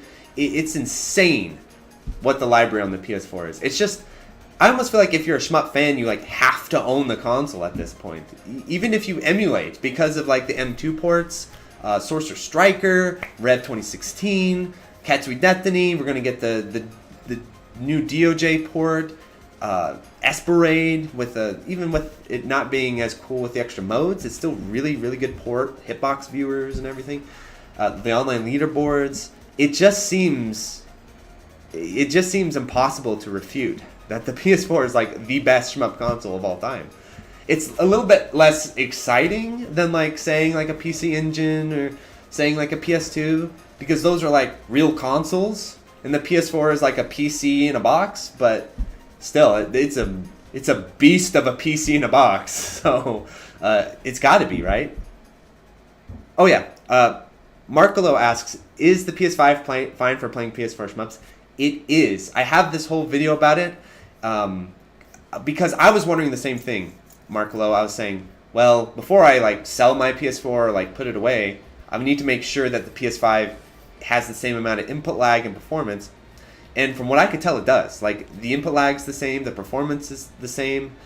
So you can play PS4 shmups on the PS5 with no penalty or differences, from what I could tell. And I was pretty thorough in my examination. I checked all these different games, too. So, yeah.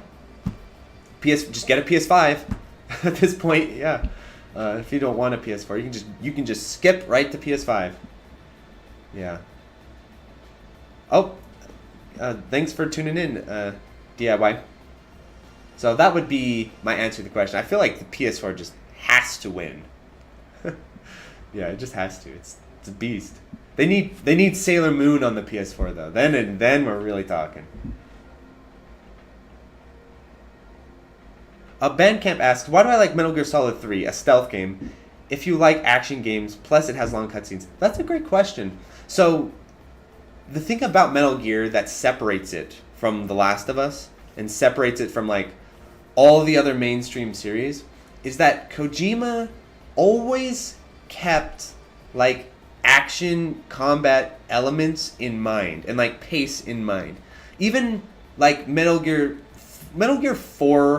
Solid 4, I think is the worst in terms of, like, kind of getting cinematic and, like, there's walking sections and crap like that. But, and then, like, there's a little bit of that in the 5, MGS5 and everything.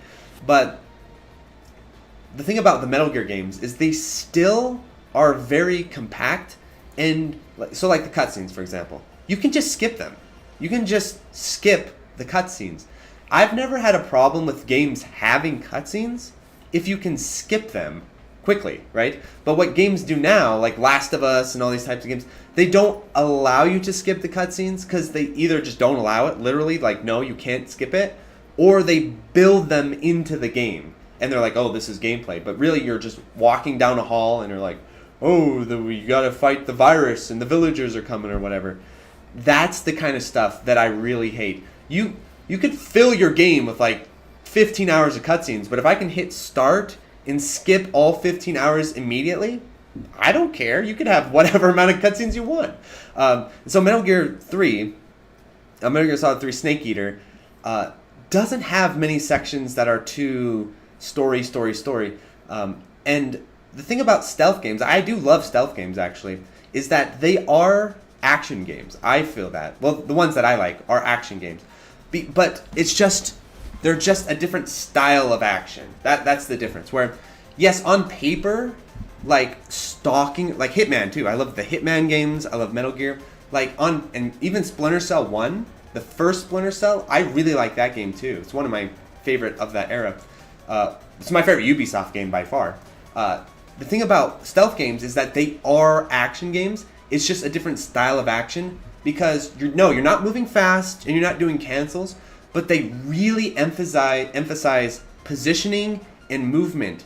And what I mean by that is that in stealth games, you stalk your enemies. And I love that. I love to stalk shit. So like the Metal Gear and stuff, you have to like stalk around the enemies and like creep up on them, and that's still actiony. And then also, when you get really good at stealth games, you can start to shortcut that, right? So you can like, if you get really good at Hitman, for example, it used to be in Hitman, in the older ones, you couldn't run. They'd get mad at you if you ran. I think that was a stupid mechanic. But what you could start to do is you could start to like find the line where they will get mad at you at running, and you'll just run right on that line. And so they're like getting annoyed, but they won't go alert. And then you just cross and you snap their neck before they can alert people. I do think that stealth games have a lot of action elements to them. The creeping around, the stalking around, you shoot people and stuff. So I love stealth games. Actually, it's one of my older favorite genres was stealth games. Like when I was in high school, like all I played was stealth games. I said that year in college, all I played was Metal Gear because I loved the stalking, the creeping around. It's a different style of action, but I feel they are action games.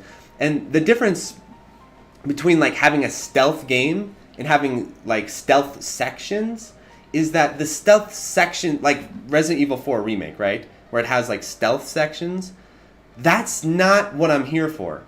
If I want to, like, you know, you're mixing the wrong ingredients together. I don't want to play Resident Evil and stalk and hunt people. I want to fight people in Resident Evil. That's what I want to do in that game. Like, imagine if you played Final Fight and you had to like creep around and stealth kill people in Final Fight. It just, no, that's not what I'm here for. But if the entire game is Metal Gear, if the entire game is Hitman, where you spend the entire game stalking and hunting people, then it works. So that's my kind of justification, where it's like, I don't like same thing with parries, right? I like parries in their context. So like if a game has a good parry system and is built around parries, and the parries are like part of the fundamental draw of the game, then like Third Strike and all these types of things, then it works.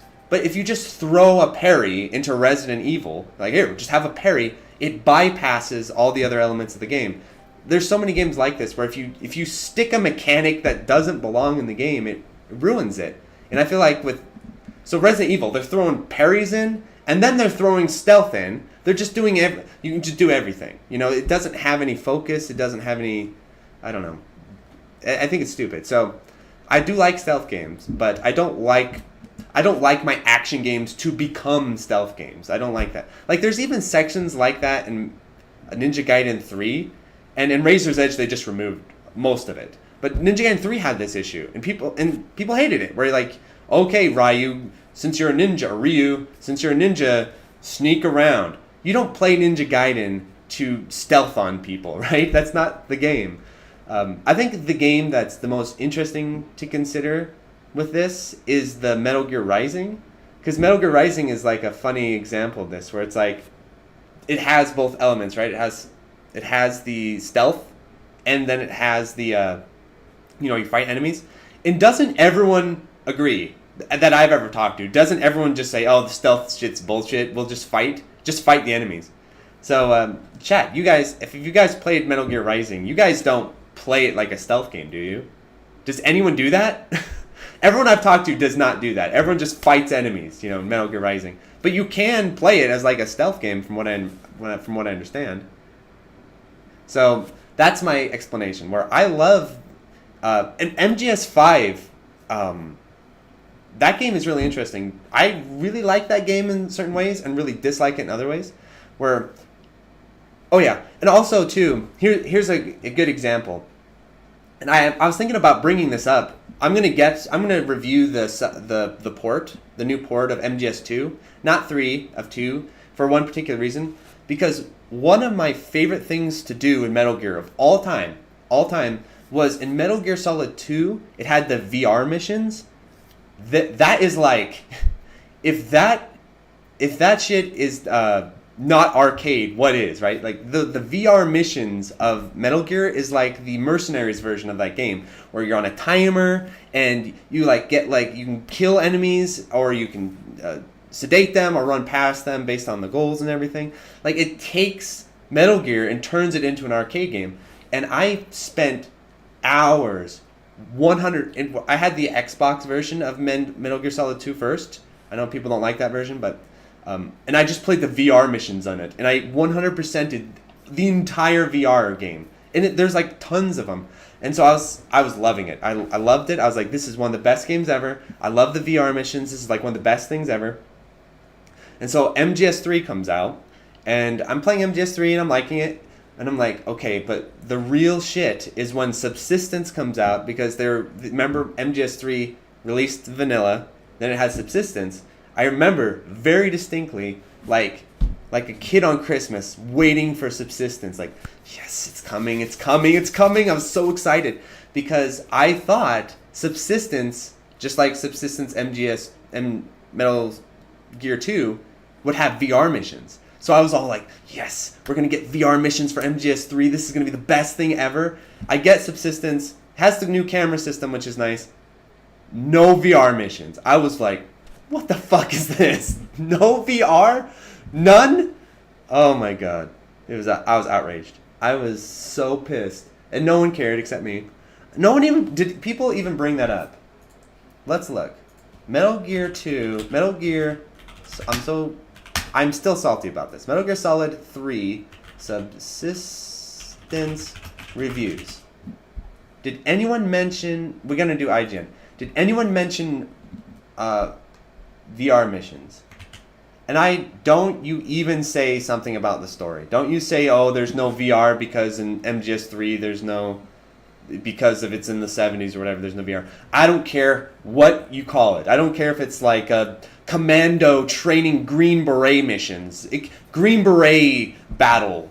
It doesn't literally need to be VR, but like that mode. That we call it Green Beret mode. They don't have it, right? VR missions. Let's see if there's any mention of it. The sneaking missions. Me Against the World. Captures are team-based task. Oh, is this the fucking multiplayer? Oh, fuck the multiplayer. That's what it is, right? That's what it was. They had like multiplayer. Snake versus monkey. That's stupid.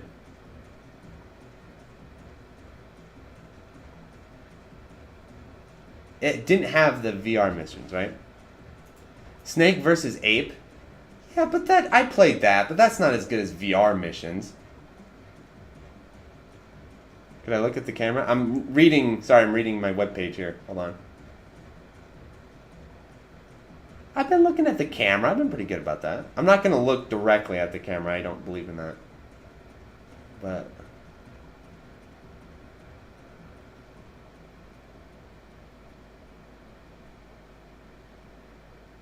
yeah, right? It didn't have Snake versus Ape was not yeah.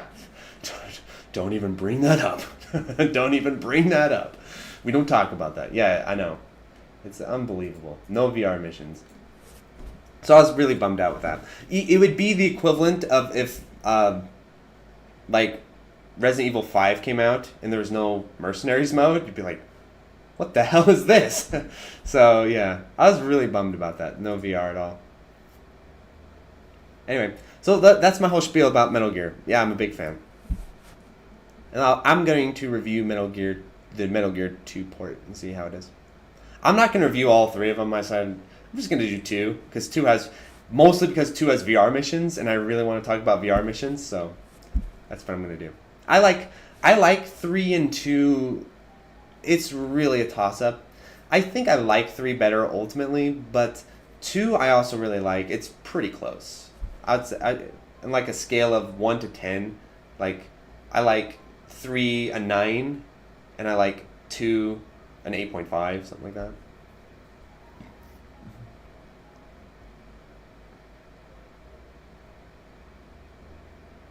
How are MGR's VR missions? You know what? I've only played MGR one time.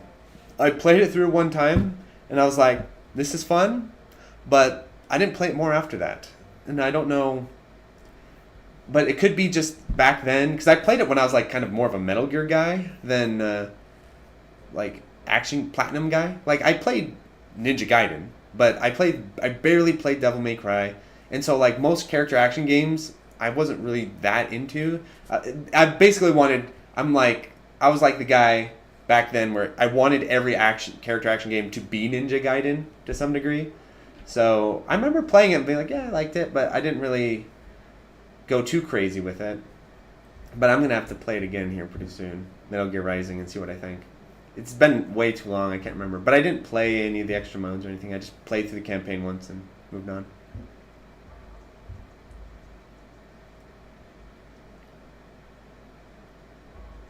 Okay, Jonathan asks, do you know the Sega Saturn game?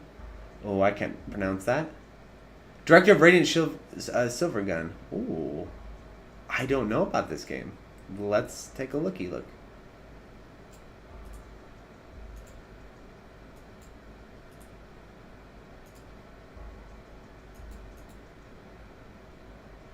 Whoa, it looks cool. Okay, let's see what it is. Sorry, I can't screen share. It's gonna be. Oh, is it a gallery shooter?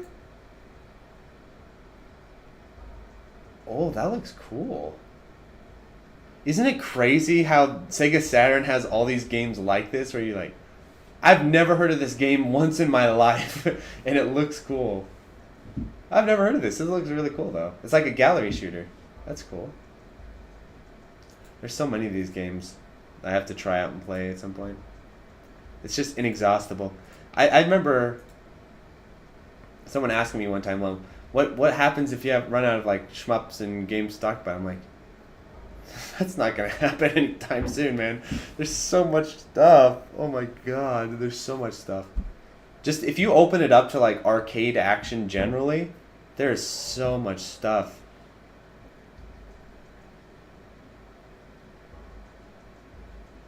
Yeah, Zone of the Enders. There's another one. I haven't played Zone of the Enders. I need to play that.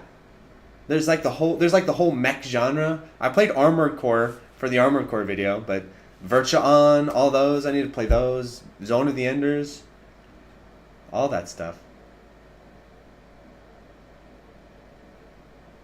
Snake vs. Ape isn't no, it's not the same as VR. It's not. VR was way better than Snake vs. That was like a little baby mode.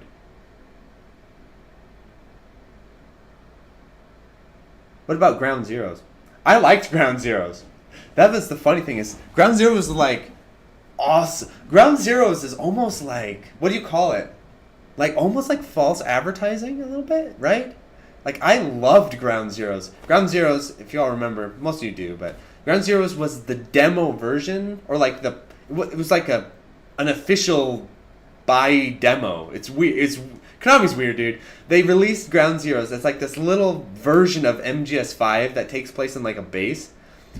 It's like awesome because it's all contained, and then you have the amazing MGS5 combat. I loved Ground Zeroes. I bought Ground Zeroes, and I was like, oh, MGS5 is gonna be so fucking good. I was like, oh my god, MGS5 is gonna be. I think MGS5 might have been one of the last like real AAA games where I was like, oh my god, I can't wait. I was like marking the calendar. I bought it on Steam when my computer couldn't even run it, just so I could get it like 12 hours earlier, and I bought it again on the PS4 like a week later or whatever.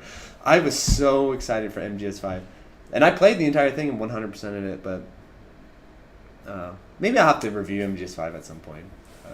Because it does so many things are awesome, and then so many things are like, God, why, Kojima, why?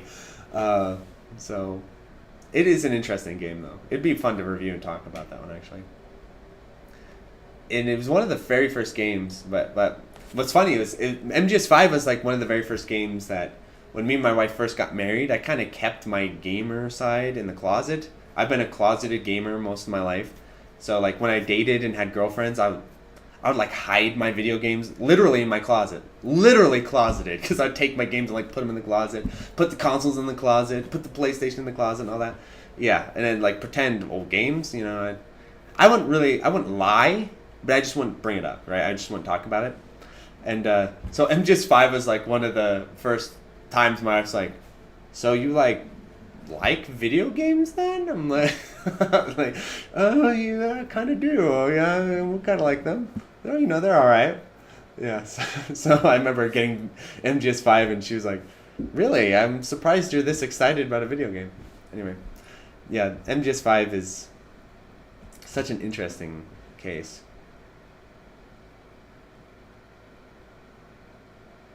MGS5 didn't have freaking VR missions either.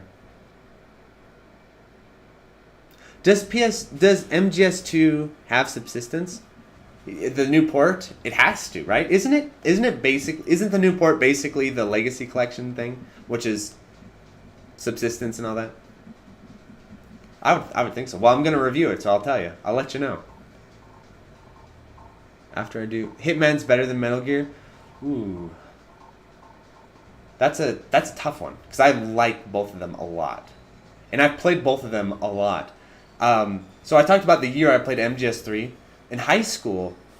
Like my Xbox just became Blood Money. Just the Hitman Blood Money lived in my Xbox all day. It was just Blood Money machine. I played so much Hitman Blood Money. It's insane. So I love stealth games at the time. So it's a toss up.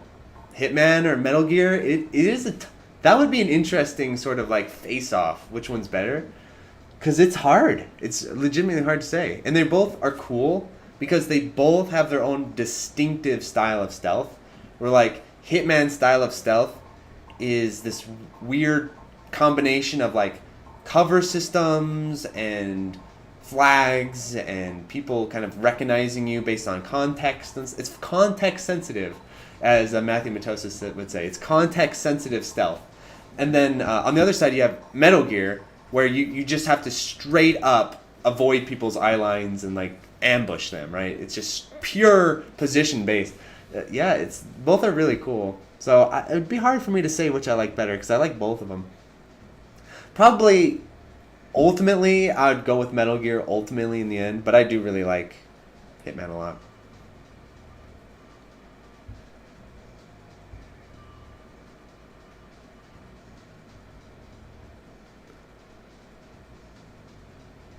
Phantom Pain, yeah. Phantom Pain, the problem with it, I mean, not to give away my future review of it, but the problem with Phantom Pain is the map thing, the level design thing. It's just fucking giant empty map that you have to run around in, and, like, it's almost like pre-Breath of the Wild type of stuff, where it's like, yeah, levels? We don't have to do that anymore. Who needs levels? We'll just throw shit on a map and you figure it out. Then it has sections that are like levels, and those are the best parts of the game. And then it has all these sections where you're just wandering around, running around, and then it makes you fly in a helicopter. So I can't play the game anymore. I can't, because I'm like looking online for like mods that remove the helicopter and like remove traversal, make it you fly, or you can like teleport around the map or something. The map traversal and the mission structure really, and then the stupid base thing, fuck that. That's so fucking stupid. The base thing, mother base, oh, that's so stupid. Yeah, that was so Phantom Pain's weird because like in some way it just wants to be. It's kind of one of the very first, like, not very first, but it's like one of those really big modern games where it's like, I want to do everything. I want to be an RPG. I want to have like tactical unit management. Then I want to be an open world game, and I want to be a stealth game. So I want to do everything. And I think the stealth combat of that game is really good. So like the core, that's why Project Bases, I liked it so much. It's like it was just the core game right there in a little slice. That's like the best part of the game. So, yeah, MGS5. There's a little mini MGS5 review for you. And then the opening section of Phantom Pain. I remember even back then I was like, really? where you have like you're on the horse and you have like you're shooting him and it has like a walking sections and stuff. That's like proper AAA bullshit. Right at this, I was like, come on, really?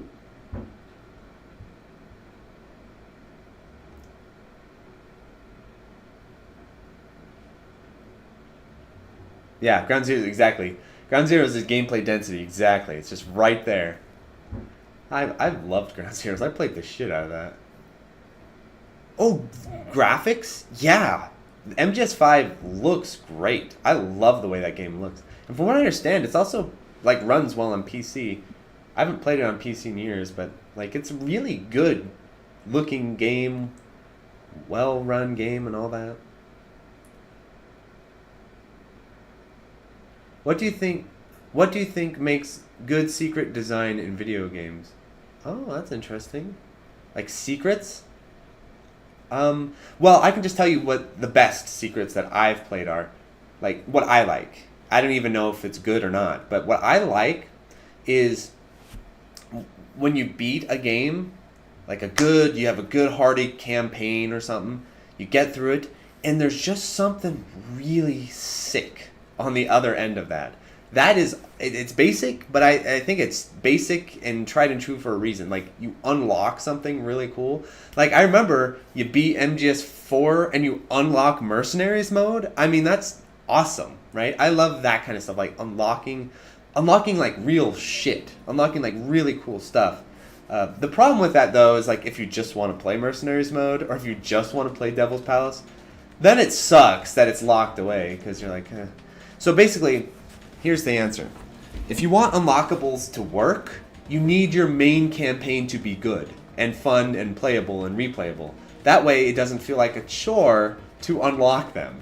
But if your main campaign is bloated and sucks, then it feels like crap because you want to get to like Mercenaries or Bloody Palace, but you have to go through Devil May Cry 4's campaign. And you're like, oh god.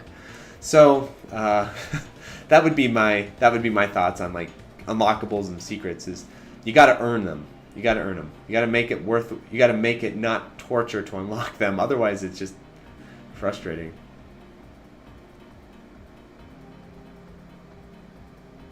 Oh my gosh, unskippable TV show intros. Yeah. Wasn't that in that was in MGS4, right? You know, when you start MGS4 and you have to watch those stupid fake commercials. Oh, game journalists loved that. They're like, "Oh, masterpiece, masterpiece." I hated that so much. Like Kojima is one of those guys where like some of the things he does I really like, and then some of the things he does I'm like, oh, okay, you're gonna make me watch all these fake commercial cutscenes.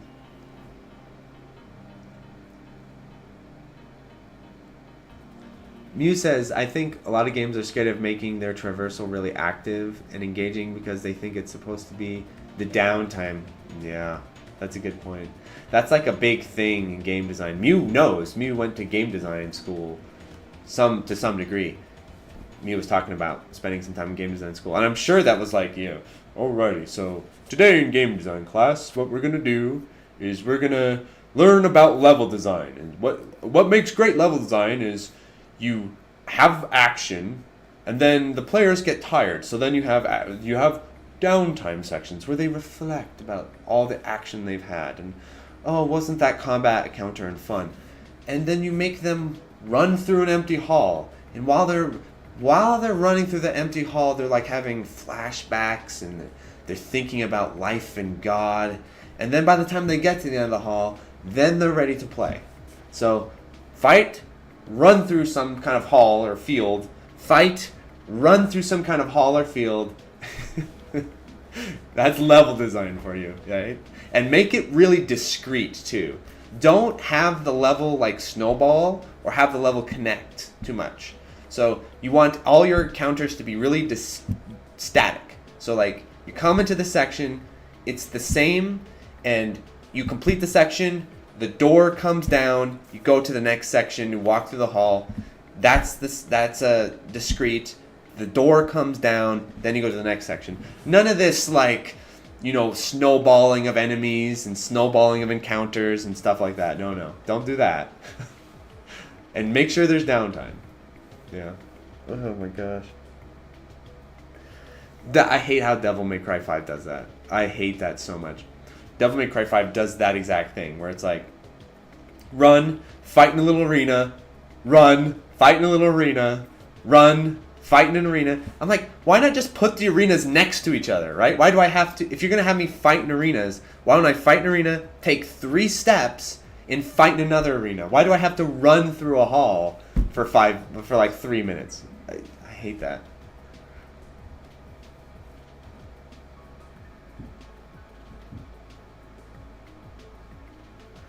Julius asks, PS4 or Switch for the shot triggers? Definitely PS4, I think. PS4 for 2 reasons. The first reason is because the PS4 is going to have the Japanese players on it, like the world class, and like the most of the really serious players are going to be on the PS4. So that leaderboard is going to be the leaderboard, if you know it, if that makes sense, right? Like the PS4 leaderboard is the leaderboard. So if you want to like watch the leaderboard and download replays and like have your rank run beyond like the leaderboard and stuff, the PS4 version is going to be the thing to do for that. And then on top of that, the PS4 version almost is always less laggy than the Switch version. So I think that's 2 solid reasons to go with the PS4. It's less laggy and it's going to have the more like legit leaderboards and stuff.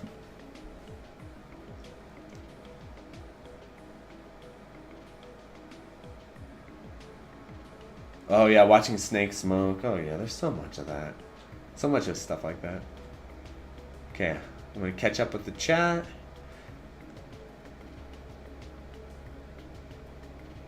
There's a reason why they're teachers. Well, the thing about it, and I'm going to try to be as fair and non-obnoxious about it as possible, is I think the reason why I'm really skeptical of like game design school and game design classes is because there's no basis of game design theory that I think is good. Like, all the game design theory I hear is like, I don't think it's good, right? Like, think of Western game design theory. It's like really, what game design theory is they look at games that are popular and then they try to like reverse engineer it, but they're not getting to like the fundamentals of what makes the games good. So they'll see something, like they'll see the ladder section in MGS3, you know, this part of MGS3 where you're going up the ladder and it plays the song. So they'll see the section of you climbing that ladder and they'll be like, well, MGS3 is good and it has this downtime section where you climb the ladder. So maybe do that. You know, it just, it's not getting to the heart of what makes games compelling and fun. A lot of it is like just, at least what I've heard, like game design theory, like ludonarrative dissonance and like downtime and player immersion and all that stuff. These are all these kind of like vague concepts that don't really mean anything and aren't that useful. They're like side effects, like a player immersion, for example. Players are it's quite simple. If your game is good, players will be immersed. If your game is bad, they will not be immersed. But there's like kind of this, well, if you just do the, you know, they're pointing at like little tricks and details, but they're not getting to like fundamentally what makes a game good, what makes a game work and fun and interesting. What is like the fundamental unit of that? And so that's why I'm pretty skeptical about game design school. It's also a really new medium. Like game design is a really new medium, and it's a medium that all the best people in the world at it do not speak English. They speak Japanese, and they are not going to tell the rest of the world how to do it, right? They're closed-lipped, and they're in Japan.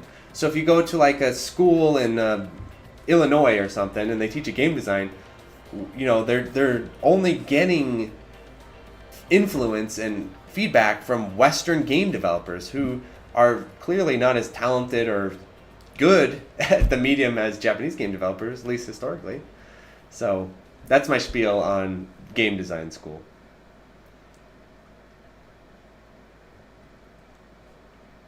But it would be interesting. That being said, it would be interesting if I like went to one just to observe, not to be a dick, but just to like observe and see what they taught in there. That would be interesting. Like if I could find a school and like, what do they call it? Audit it. Like I could find a game design class and I audit it and I just sat in the class, didn't say anything. I wouldn't be an asshole. I'll just say, hey, I'm here. I'm here to audit the class and learn what you all do and what you all learn, and I'd be quite curious what they say, what they're like into and what they're like thinking. That would be pretty interesting.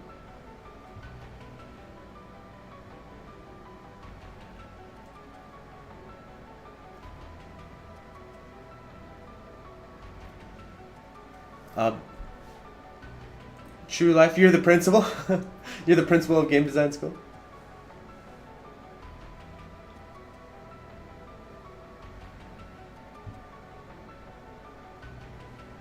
Okay, let me get caught up with the chat. Yeah, Mew's giving us the insider track. She's saying that a lot of it is like pseudo-intellectual talk about games not being enough. That is something I've really noticed in game journalism, game critique, game discussion. You'll see this all over the place. Even stuff like fighting game players do this, where like game theory and game design is not it. That's like baby stuff. And so what makes like game design really good is if you can incorporate all of this like philosophical and psychological analysis. But the funny thing is like that type of approach to art I've always felt is it's like going backwards, right? It's you're doing the process backwards. You're supposed to create the art and then analyze the art. But what like millennial design, millennial art is let's analyze the process of making the art, and then what you end up with is like this always like really derivative and self-aware. Like that's really what our design across a lot of genres is now, or a lot of mediums now. It's like it's really self-aware and it's really derivative, because everything needs to. It's like a kid in class. Like I need to take this from here, and I take this from here, and I take this from here, and then I need like this sort of running commentary that ties them together, and that's art. Versus like trying to explore an expression and how game mechanics can inform expression and all that kind of stuff. So yeah, it would be interesting to see what they have to say. But I wouldn't be surprised if you go to game design class and they're like, okay, let's talk about Freud. Let's talk about the unconscious, and let's talk about biometrics, and they'll try to like root the art design in like some sort of psychology and science. It's like, well, that's not art, is it? Isn't the point of art not to be scientific? But anyway.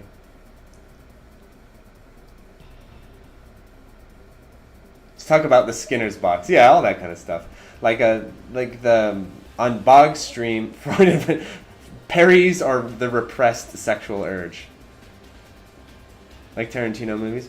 Oh, that's a good point. I wouldn't say so, no. Like, Tarantino's like a little bit before millennial. The difference between Tarantino, I know what you're saying though. The difference between like Tarantino though and like what I would consider like Stranger Things is like millennial art, right?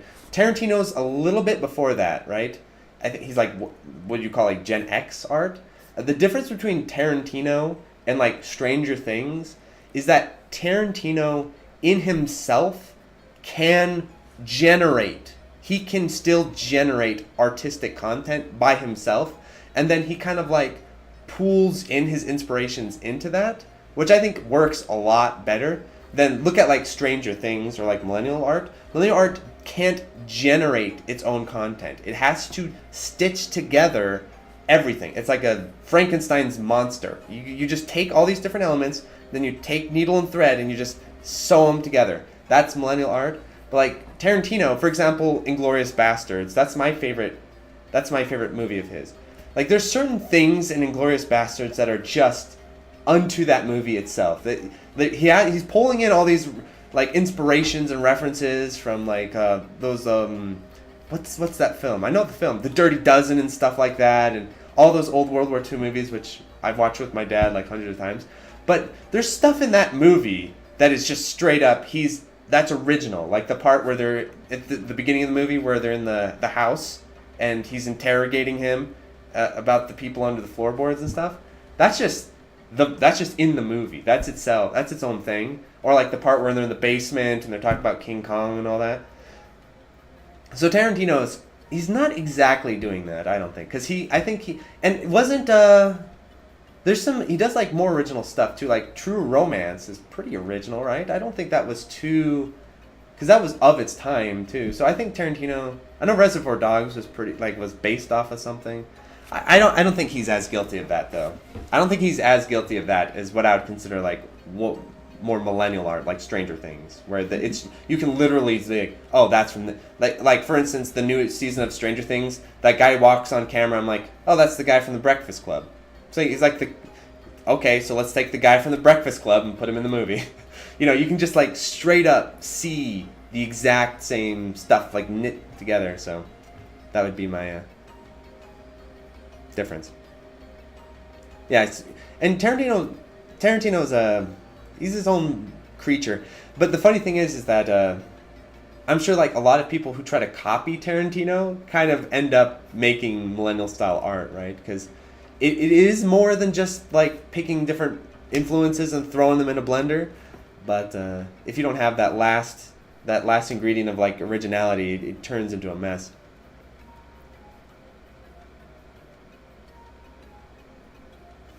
So there's my thought on Tarantino. I like Tarantino films. I don't think he's like the best ever or anything, but I do like it. And I think one of his best movies is Once Upon a Time in Hollywood.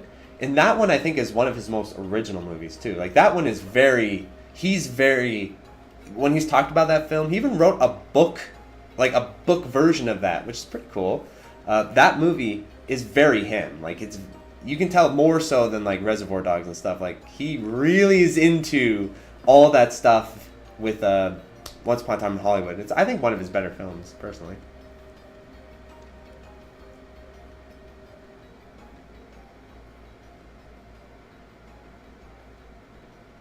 I'm sure you noticed that a lot of game devs don't cite games as an influence on them. Yeah, that is true. That is true. That's such a good point, Tokyo Bassist. Yeah, where they don't want to admit, yeah, I was playing Virtua Fighter and I took this idea from Virtua Fighter. They're like, well, I was in a forest and I saw the leaves. And after I saw the leaves, oh, by the way, my game has mechanics from all these other games, but the leaves, man. It was the leaves in the forest that really inspired me.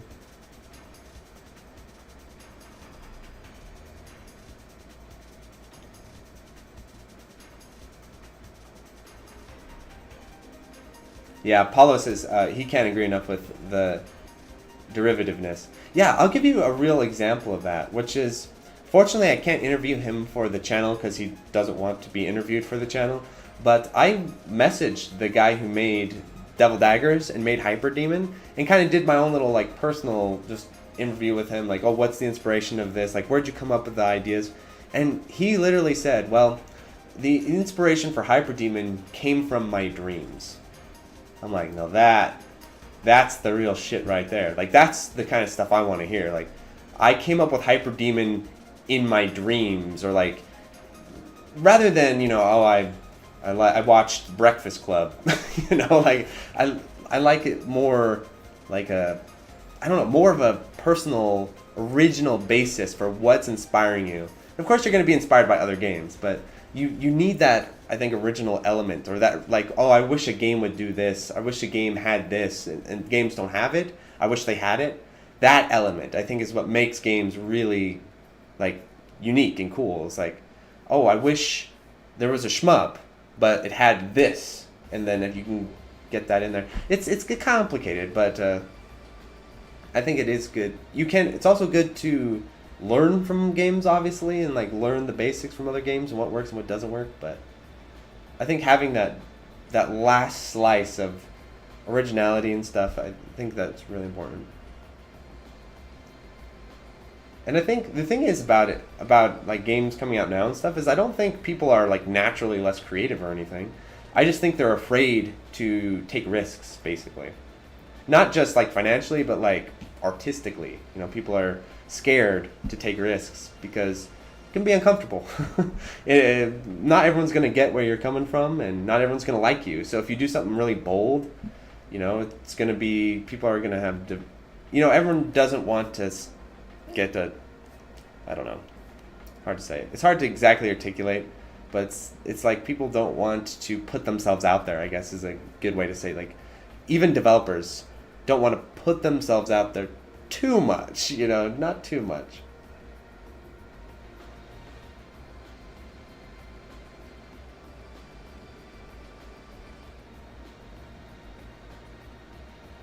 Oh, okay. Someone's saying that there's a new a sequel to Rolling Gunner. That would be cool. I'm excited to see that. That would be cool. That's cool that they're making a follow up to that.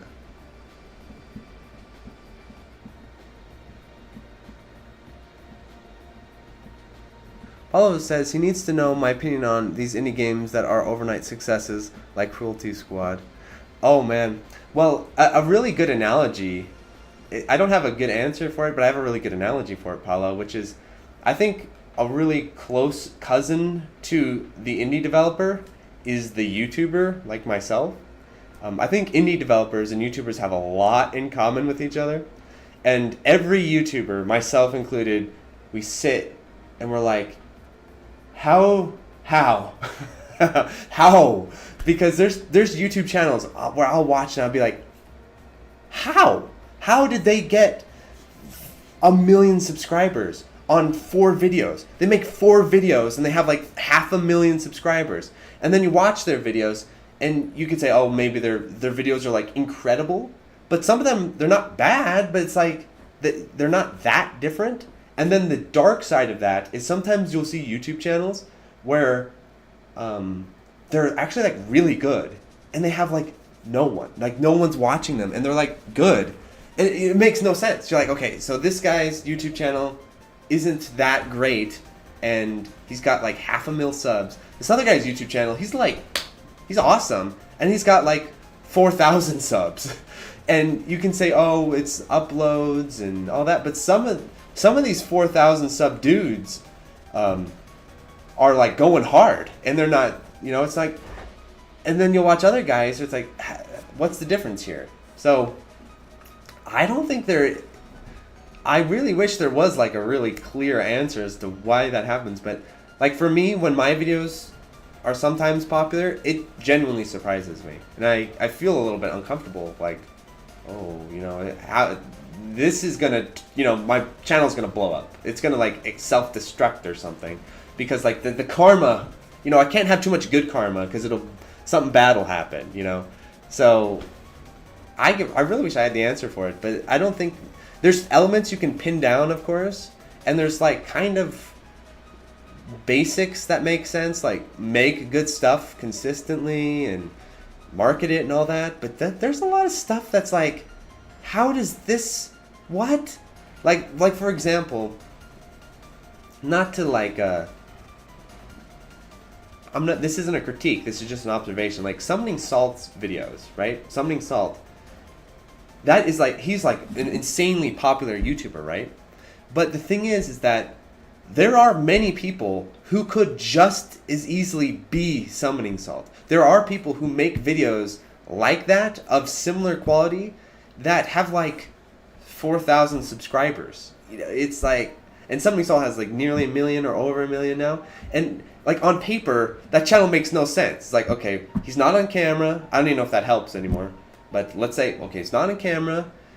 His early videos are like in 720p, you know, like they're kind of like grainy and everything. Like the audio quality isn't particularly great or anything. He doesn't, like, they're good, but there's not something like, if you just blind taste tested someone, you played someone a Summoning Salt video, and then you played someone like of a similar style video, and you said, okay, which one of these is 1 million subscribers, and which one of these is 4,000 subscribers? Some people would be able to tell, oh, you know, that one's the 1 million, but some people may not. They'll be like, I think this one, and oh, no, that one only has 4,000 subscribers. Sometimes it's beyond reason how this works. Like his thumbnails too. His thumbnails, I love. I wanted to make a parody thumbnail for one of my videos where it's just like a picture of Mario jumping and then in just basic text, you know, world record or something. You know, like look at Summoning Salt's thumbnails. They're just. And the thing about it that's frustrating is that here's the funny irony of this, is that look right here. I can't show you because I don't want to screen share, but look at the video, it's from a month ago, 2 million views. Mario, the infamous history of level 5-2. It is literally just Mario jumping out a pipe with pixel text, the infamous history. It's 2 million views. And the funny thing is though, the crazy thing about this is that there's this weird, like, I don't know what you call it. There's this weird reverse effect where if I made a video called The Infamous History Mario and had that exact thumbnail, that exact title, that video would probably get like 3,000 views. Probably something like that. But the weird thing about it is once you become like a giant YouTuber, like you can have really basic thumbnails and titles and it's like magic. It all of a sudden works again. When you're a nobody, it doesn't work. When you're a nobody, you have to really focus on thumbnails and titles, and all that matters so much. And then as you get more popular, you can just do whatever you want. You can just title the video Mario, and it'll get 2 million views, and it'll be like almost like cool and like, oh, how like non-generic that is. Like how cool it is that, like, for example, here's a funny thing. Go look at channel descriptions for YouTube channels. So if you look at a channel description like for smaller YouTube channels like my channel, the channel descriptions are like very detailed and like they're trying to communicate with you like, hey, I do this is who I am, this is what I believe in, this is what I'm about, here are the links, and they're like very, what you would consider more professional or like more detailed and thought out. Then you find channels with like multi-million views. All of their channel descriptions are like, I'm a dude, I like cats, cookies are fun. Like all these multi-million channels, they all have these like silly little channel descriptions, and it's like a flex, you know. It's like, oh, I'm so popular. Channel descriptions are for little bitches. I'm so popular, I can just write I like kittens in my channel description. Oh my god, it's insane.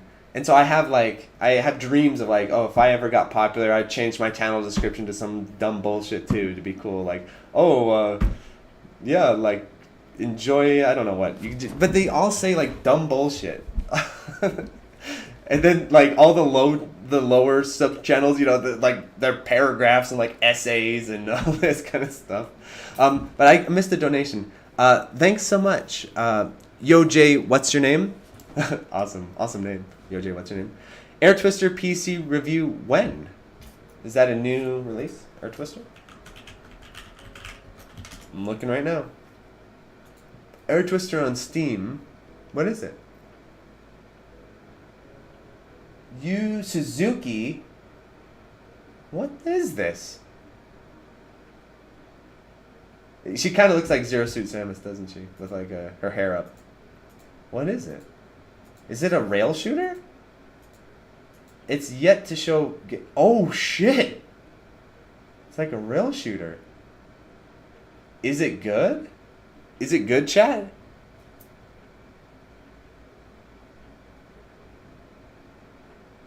It like... I'm not a fan of the graphics so much, but it looks like it could be good.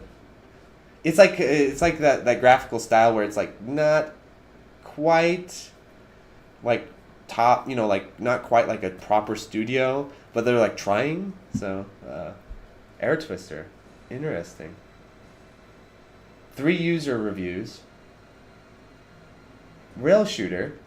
Yeah, I should try that. Maybe I will review that next month or so, if I can sneak it in. Rail shooter. Thanks for the donation, and thanks for the notification. I didn't know that game even existed.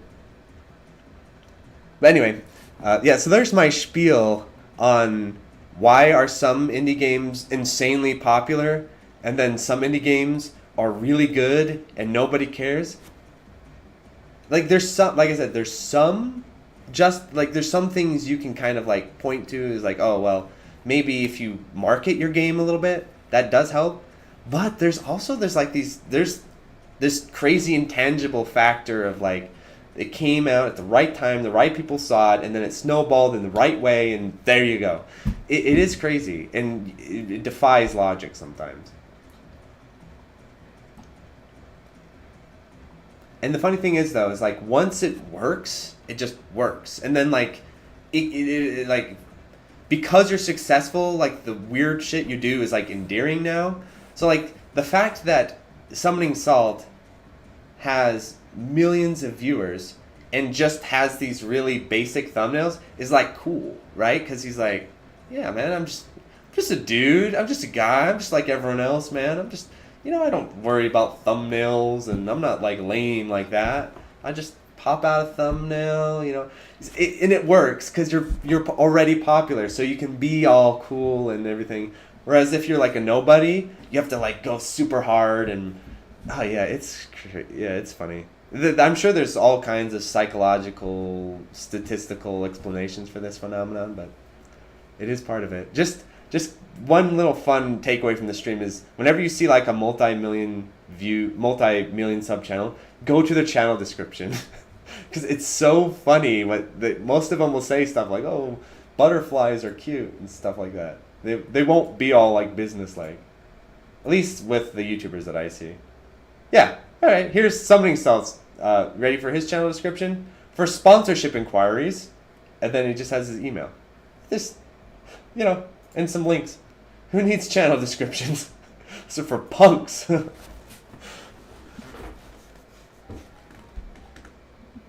Yeah, exactly. When your audience already loves you, you can just do whatever you want, man. You can just let it rock. Oh my gosh, yeah.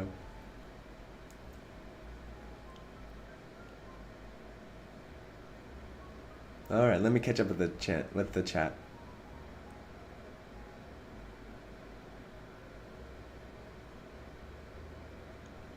Oh yeah, there's a lot of things you can do, Paulo, that like make your game stand out. I think a easy example we talked about earlier was Cuphead, where that game's graphics. I mean, that one's not a mystery. That one you're not laying in bed at night wondering what happened there. The graphics, we did it. That mystery solved on that one.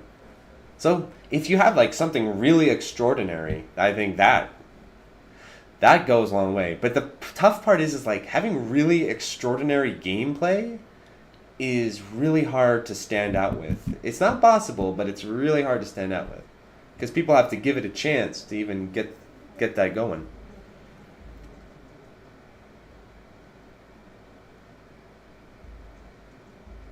Yeah, exactly. You gems, you already know who I am exactly. I can't wait. If I ever get so popular I don't care about being popular anymore, I'll just start putting stuff like that in my channel description. Something like that.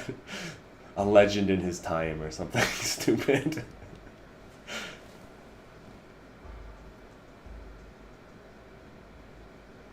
Did you ever watch Tim Rogers? I didn't. Is he like people? I see people bring him up. He sounds like kind of like an older YouTuber. Tim Rogers. Is he an older YouTuber? Oh, I'm just typing Tim Rogers, like a million people coming in. Tim Rogers, Game of the Year 2019.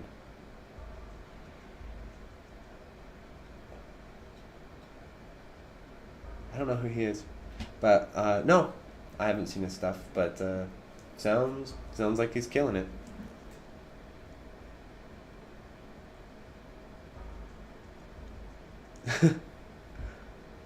The electric mainstream? Yes, the electric mainstream, yeah. The electric sellout? And I'm just like, man, just talking about how great AAA games are.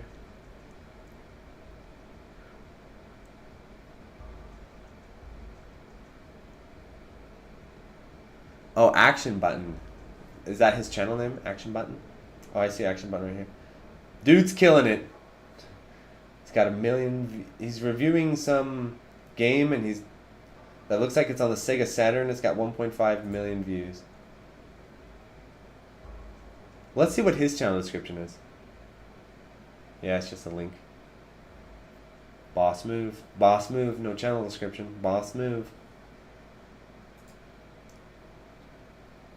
He's got like 1, 2, 3, 4, 5, 6, 7. 7 videos.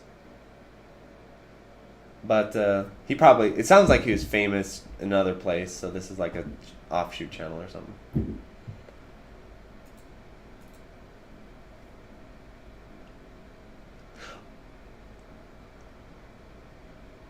Those are long videos, yeah.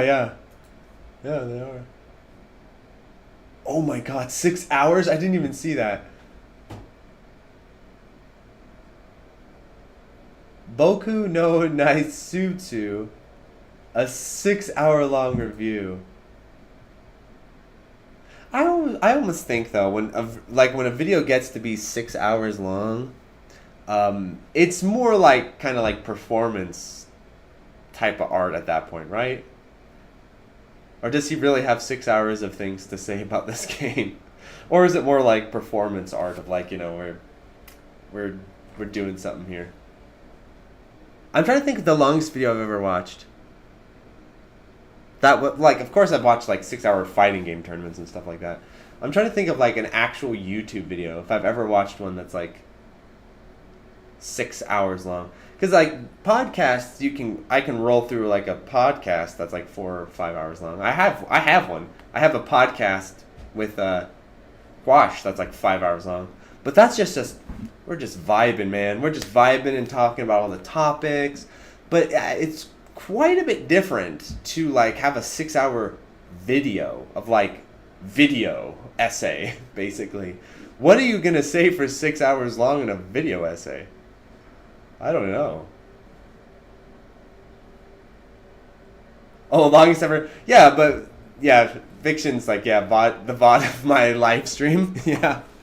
But like I said, this isn't exactly, it's like a different format, right? Like podcasting, streaming, talking to chat, that's more of like we're having a conversation and stuff like that, versus like a 6 hour long video, that's like a monologue. That's a 6 hour monologue.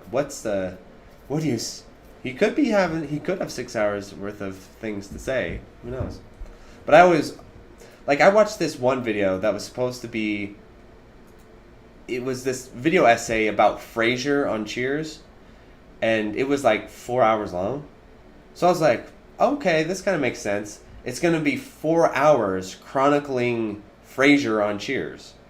Well, some of it was that, but then it just turned into a retrospective of Cheers generally. Like the whole Frasier part of it was like every now and again it's like, well, let's talk about Frasier for a few minutes, and then they just talk about Cheers. So it really was just a 4 hour Cheers retrospective, and like the Frasier thing was just kind of like a hook to get you in.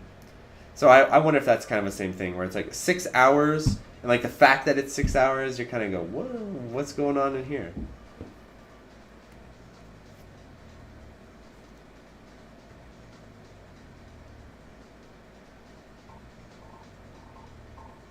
I think that trend's going to come to an end, though, right? Now chat, it's time for you to speak. It's time for you to be heard. Do you guys think that the whole like giant video essay thing is a trend? Or do you think that's like legitimately that's where YouTube's going? Because for me, I've always felt this for years, that like the perfect video length is like 15 to like an hour of like a video. Like 15 to an hour is like, that's kind of the area that I think is good. Podcasts are different, because podcasts, you can vibe and listen to a podcast for freaking ever. But like videos, I've always felt like 15 to an hour, because anything under 15, I've always felt like it's a little like, well, you know, I've never really been, I don't know what it is, but I don't really like videos under 15 minutes too much. Just because I guess I want a little bit more, you know, like shorter videos, unless they're like freestyle rapping the entire video to you at high speed like Twista, like, you know, there's usually not quite enough there that I care. But like you start going to like 2 hours and stuff, then it's like, whoa. So like I've always felt like the golden sort of area is like 15 to an hour or so. What do you guys think? What do you think's like the best video length for viewing, not for algorithms and for popularity, but for you as a consumer?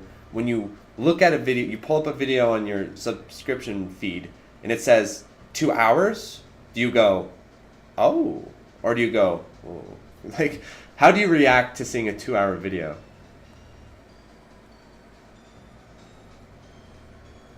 "30 minutes. I'm seeing 20 to 30. Just let it fly. There's no wrong answers here. Just let me know." I'm a little bit on the longer side. I'm usually like 15 to an hour. I'll go with that. Under 30.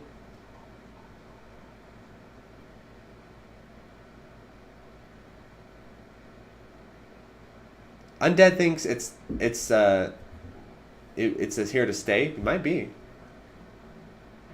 It might be, because it might be like the Netflix binging phenomenon kind of thing, where it's like, movie lengths are getting longer too. I went and saw Flowers of the Killing Moon, Killing Flowers of the Moon. That sucker was 3.5 hours long. And it could have easily been cut down to like 2. Easily. There's a lot of stuff in there that, like, do we really need, does this really matter? But, it's just, movies are getting longer. They really are.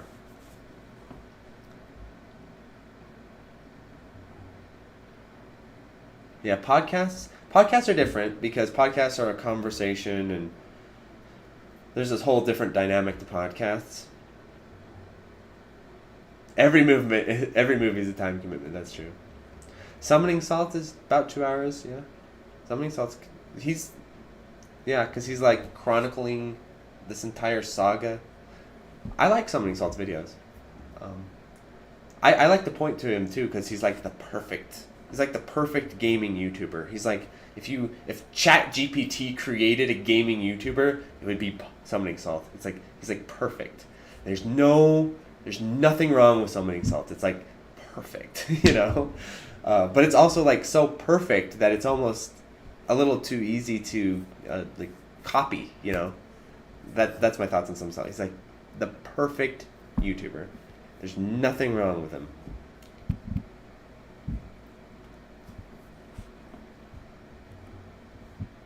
Whereas like I'm not perfect. I refuse to look at the camera. People want me to do that. I just outright refuse to do that. All kinds of shit. All kinds of shit I do.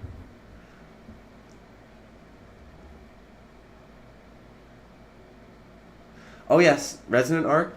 I've been a long time subscriber to Resonant Arc.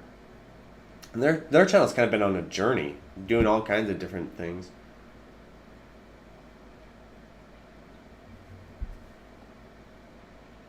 Length isn't that much of a... That's true, M. Night. That is a good point, where length isn't that much of a issue. But for me, especially these days, I try to keep like videos within, like I said, 14 or 15 minutes to 45 minutes, just because of the editing, where I want the videos to be really nicely edited and dense, gameplay density and writing density. And like, if I add an extra 10 minutes of video, that's like 3 hours of work. That's like 3 hours of writing and editing and all that kind of stuff. So I'm always like, when I do what I call like primary cuts. Primary cut is me monologuing to the camera and the microphone, and that is usually triple to double the length of the actual video. So like the Resident Evil 4 remake video, that's like 40 minutes. That primary recording was like 3 hours. And a lot of it's me literally repeating sentences and takes and stuff. Like I'll flub a word and I'll just repeat the sentence. So it's not all like 3 hours of me saying different things or anything. But I usually cut about 50% of what I say in the initial recording, unless it's like really good and I only cut 30%. But usually 50% of what I say I cut into the and then condense down. And so for it to be like the greatest shmups of all, no, the greatest shmup soundtracks, that was a podcast. But even as a podcast, that initial recording was 5 hours, and I cut it down to like 3.5 hours, and that's podcast. I cut my own videos a lot more than podcasts, so I'm just trying to imagine. It depends on the format for sure, but like a 6-hour video essay, you could publish that as not. You could publish it'd be like giant. The book would be huge. You could put that script and just release it as a book at that point. Movie density? Oh yeah, this density thing is something I believe in across all art, not just games. Yeah, density of writing density, absolutely. Don't writing's like that too. You can't be waffling, man. Get to it. Get in there. Get to the good stuff. Same thing with movies. Yeah, don't waste. Don't have scenes that aren't doing something. I feel like there needs to be a new classification, right? There's short form, there's long form. I think they need to make a new classification called mid form, and that's what I like, mid form.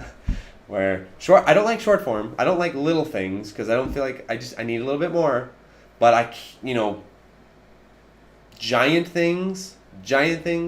It's got to be really good to be giant. That's my opinion. Like you got to earn the book or the video being giant. And if you don't, it can be kind of a slog.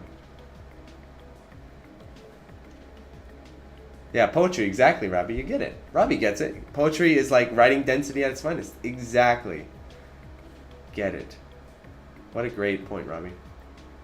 Agreed wholeheartedly.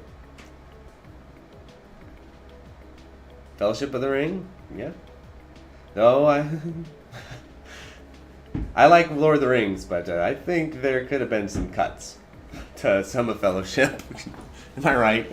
I think that way, but Lord of the Rings fans aren't going to exactly agree with me, but I've read them all, and oh boy, there's some stuff I'm like, all right, Tolkien, we get it. Let's keep it moving. Let's keep this moving a bit.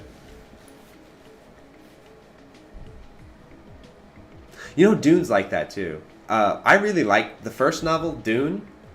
I really, really like that novel, but like the first third of that novel is like amazing. It is so amazing. The first third of Dune is like kicking ass.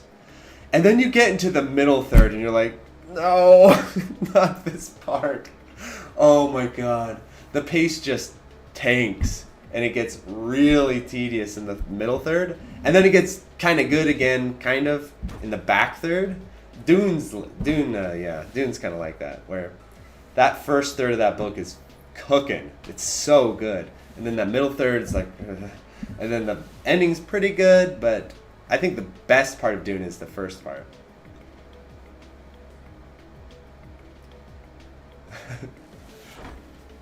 No, Tolkien's not so bad. Like, by modern standards, most writing in the past is more dense than current writing.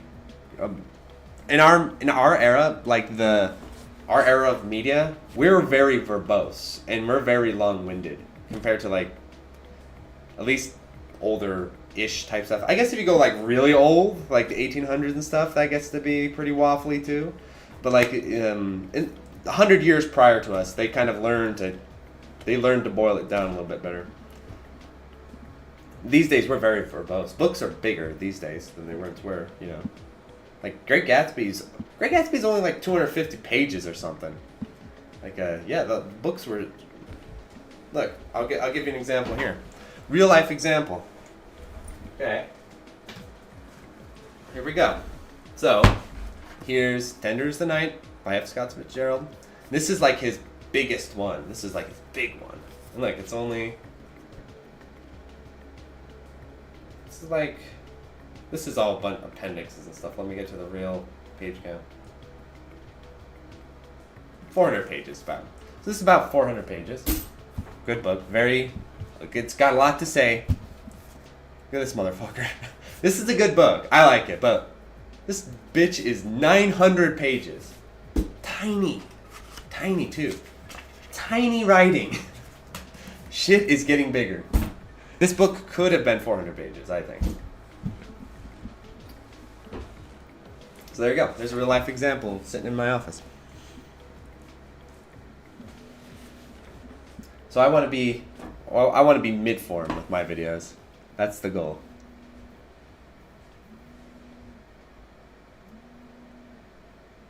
Okay. Do I like science fiction writing? I really like Dune. Dune counts, right? I like Dune.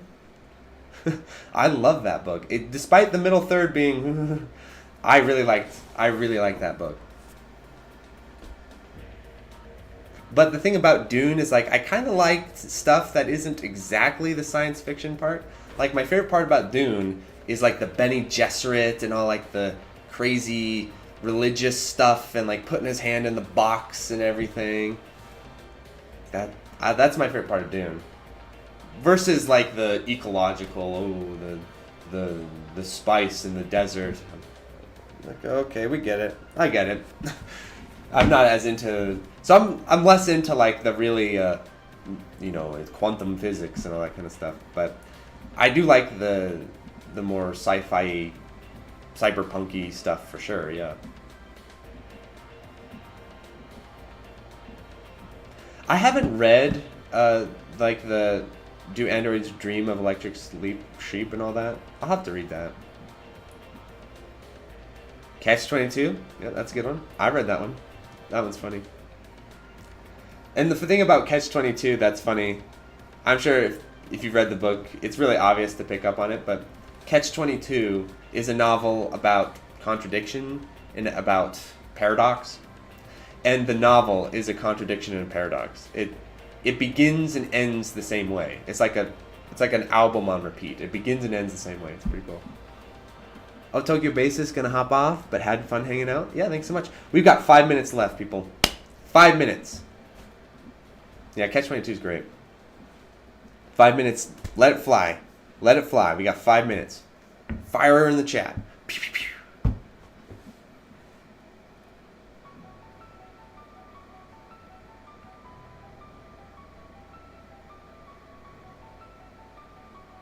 Dune counts, yeah. Someone said Dune counts, sort of.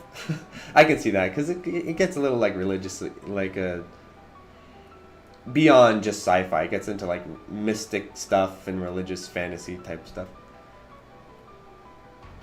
Have you ever tried leverless controllers? I have. I built my own hitbox years ago. I wasn't really super into it, but oh, oh shit. Oh yeah, you're right. My take.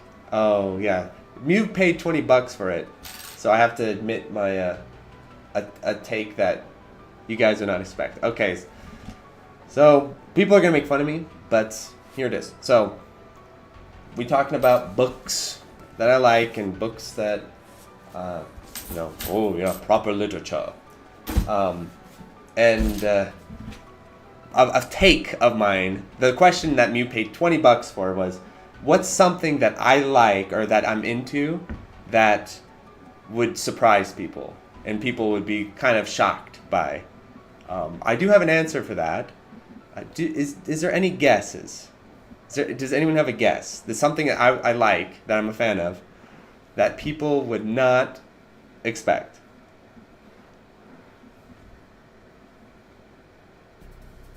Does Smup Arch combine the correct profile of the game? Soap operas? Close. M. Night's close. You're getting close, M. Night. No, not Call of Duty. It's kind of embarrassing. I promise you it'd be kind of embarrassing. Crochet? No. You're all gonna make fun of me. Dating shows? Getting close. The Bachelor? It's better than The Bachelor. Romantic anime? You're getting damn close. Restart's getting damn close. Musicals? No, not musicals. You guys are in the right ballpark though. You're close. You're getting there. It's a specific thing. It's specific. Romantic comedy, yes, but I'm giving you it's a specific thing, not just like a general thing. Twilight. Hooks and Fang got it. Hooks and Fangs wins. Yeah, I'm a Twilight fan. Right. People make fun of me. Yeah, I'm a big Twilight guy. I've read all the Twilights. I know them by heart. Yeah, I'm a Twilight fan, so there you go. That's something people would not expect. Yep. People make fun of me. Yep. Yes. I know Twilight back to front. I've read those books dozens of times. Yeah. No, it's Twilight. Yeah. I could defend Twilight like you wouldn't believe, but yeah. It's lost on gamers. I don't think I can do it. So you guys can just make fun of me. Yeah, I'm a big Twilight fan. And I will say, as everyone always says with these things, that the books are a lot better than the films, which they are, but no one believes you when you say that. You can see it coming. I'll give you guys a little hint, okay? That there is a Team Edward or Jacob. Here's the thing. I'm going to answer this question. I'm going to give you a little bit of an insight on Twilight. So I grew up in a state called Idaho. And Idaho has a very high Mormon population. And Twilight was written by Stephanie Meyer, who is in fact a Mormon. And if you are familiar with Mormons and Mormonism and stuff like that, Twilight has this whole other dimension to it beyond just being about vampires and all that kind of stuff. Like, a lot of it. And there's a lot of stuff going on in Twilight. You're like, only a Mormon woman would write this. I'll give you an example. So a guy asked me, Team Edward or Team Jacob. Twilight is dirty. And it does some dirty stuff that you're like, oh God. So, Team Edward, Team Jacob. I'll spoil the end of Twilight for you guys since you guys don't give a flying fuck about it. Which is that, so Team Edward, Team Jacob. How Stephanie Meyer resolves this love triangle is Edward and Bella end up together at the end. And then they have a daughter. And then Jacob ends up with their daughter. Now that is some Mormon writing right there if I've ever heard it. Yeah. And it's there's so many things about Twilight I could go on about. But like when Twilight came out in Idaho, it was like wildfire. It was and we had we had religious counselors or whatever you call them, like religious instructors sitting teenage girls down and being like, you cannot be reading this filth. This is no. Twilight is like one of those things where everyone hates it. Everyone hates it. If you're really like religious and stuff, it's just smut. And then if you're like a proper, like a well-read intellectual, then it's just, oh, that's just like dirty, like lowbrow girl writing. It strikes this special place in my heart where like everyone hates it, everyone looks down on it, and there's so much that's really good about it. So anyway, there you go. I won't go on about it because people just make fun of me. But there you go. I'm a Twilight fan. But I will say that you all make fun of Twilight, but you can carry on all kinds of conversations with girls about Twilight. Yeah, you go meet girls and you're talking about, oh man, hey, do you like Resident Evil 4? Do you like Resident Evil 4? But if you say, oh, you like Twilight, you got something to talk about. Anyway, final question because this guy donated $5. Have you ever played Pac-Man Championship Edition? Exhibits the traits you've talked about in games that max out. I've heard about it. I actually haven't played Championship Edition, but doesn't it like fix a lot of the issues with chicks dig dog? Yeah, chicks love that. The guy who reads Twilight. Well, it's how you present it, right? Like, there's different ways to be a Twilight fan, just like there's different ways. You know, it used to be this with Harry Potter, though, because I'm a big Harry Potter fan, and it used to be that if you're a fan of Harry Potter, like, oh, that's kind of girly, right? So maybe someday the Twilight fans will have their justice. But anyway, about Pac-Man Championship Edition, it sounds like it fixes a lot of the issues with the original arcade game in terms of like kill screens and stuff like that. You're the right age, yeah. Twilight came out when I was in high school. It was a thing. And when it first came out, I was exactly like all of you. I was a total Twilight hipster. I was like, oh, this is just dumb bullshit. I think it's stupid and all that. And then I was like, the thing was though, it's like when you read the Bible trying to disprove it and you're like, oh shit, the Bible's awesome. It was kind of like that, where my girlfriend, now my wife, was really into Twilight, and I was like, Listen, I read serious literature about murders in Juarez, Mexico. You can't be reading this girl crap. So then I borrowed her Twilights and read them all, and I was like, oh shit, this is good. Oh shit, I wanted to shit talk this, but this is fucking good. So anyway, a lot of dudes won't read Twilight because it's a poison to the male. But if you actually read it, it's quite better than a lot of people give it credit for.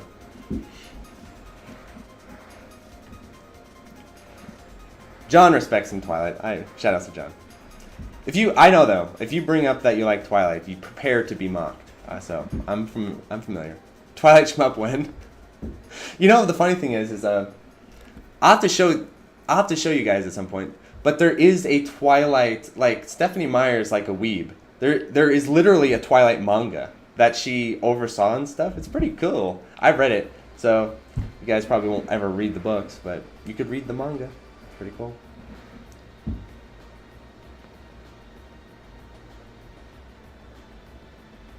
That's not how. No, you guys aren't understanding what I'm saying. You guys are getting stuck on like, you don't pick up a girl at a bar by saying, hey, I read Twilight. It's like, okay, you have a relationship with a girl. What do you talk about? Right? Do you talk about all the things that you like all day? About, oh yeah, shmups and arcade games? Or maybe do you talk about something that she likes? Right? And that's why I started reading Twilight, because I was like, oh, my girlfriend really likes these. She's really into them. Am I going to be one of those dudes who's just like, oh, you're a dumb girl and the things you like are dumb? Or should I read it and talk about it to her? And I was fully prepared to make fun of it. But I ended up enjoying it a lot more than I was ashamed. I was reading, I was like, I am enjoying this way more than I should. And I ended up liking it. So there you go. There's my Twilight story. Shmups and arcade games, yeah. That totally, yeah. When I want to talk about shmups and arcade games, I talk to you all on the internet about those. You can read Twilight if you're blind, my friend. It's called Braille. There are Braille versions of Twilight. Being blind is not enough.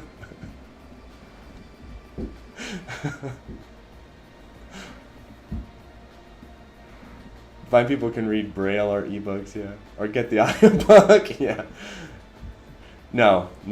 50 Shades of Grey, I draw a strong line against that. No, absolutely not. Don't even bring that up on my chat. There's Twilight manga. And Stephanie Meyer, when she's interviewed about it, she wants an anime. She's like, man, I wish they'd make an anime. But I don't know why they wouldn't. Probably because girls, it'd be for girls, so they probably wouldn't think it would work. Normie girls and all that.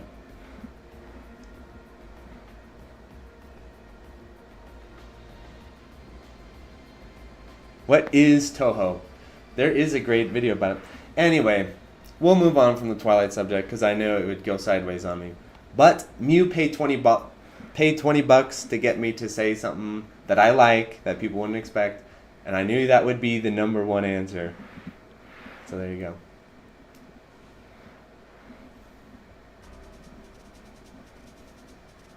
Toho is a shmup? Yes, it is. Alright, I'm giving you all 3 minutes. 3 minutes, go. Yes, I absolutely delivered, yeah. Yeah, it's the truth comes out. Now 4chan's going to have a field day. 4chan, I'm going to look at my YouTube analytics, it's just 4chan all day. Reese likes Twilight. Awesome.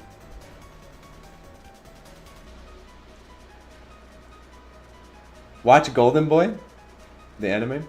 I bet there's a lot of like romance. The funny thing is, you all make fun of Twilight, or a lot of like anime fans make fun of Twilight. Like, Twilight is like an anime. You watch animes and stuff. It's just like Twilight.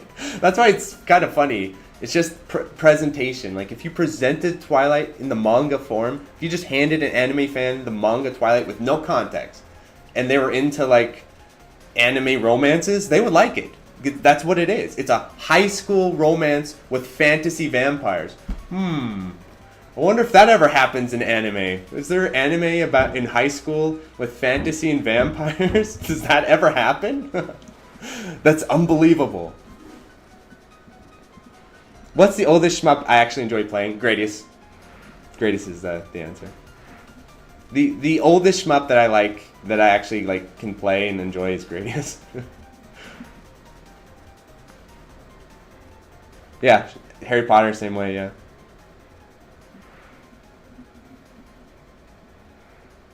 Yeah, it's a shoujo anime. It is. It really is. Mark, if shmups didn't exist, what would I do? I'd be playing a lot of fighting games. That's what I was doing before shmups. So that's what I'd be one of those fighting game dudes, probably. If I was, because actually, before I did the shmup podcast, I was this close to doing a fighting game podcast. Like this close. And I only decided to go with shmups because there were other fighting game podcasts and there was no shmup podcast. So I was like, okay, I could do a fighting game podcast and try to compete with all these people doing fighting game podcasts, or because there's not really a shmup podcast, I'll do that. So I'd be a fighting game guy, probably. I'd be talking about Street Fighter 6 and all that, probably Tekken, all that. That's probably what I'd be up to, or maybe not. You know, maybe I would moved on from video. Yeah, I like KOF. Yeah, I want to do a video on KOF 98. That one's really cool. I think that's what... It's interesting, though. It's... Soul Calibur 2, please. Yeah, the Tuesday show. Yeah, exactly. You know, it would be interesting to think about, like, in a butterfly sort of effect, though. Because had I done the Fighting Game podcast, it probably would have just come and gone. And I would have probably moved on. And I probably wouldn't be a YouTuber, to be honest. If I didn't do the shmup route, if I didn't go shmups... Because shmups have that immediate audience right there, like, say something.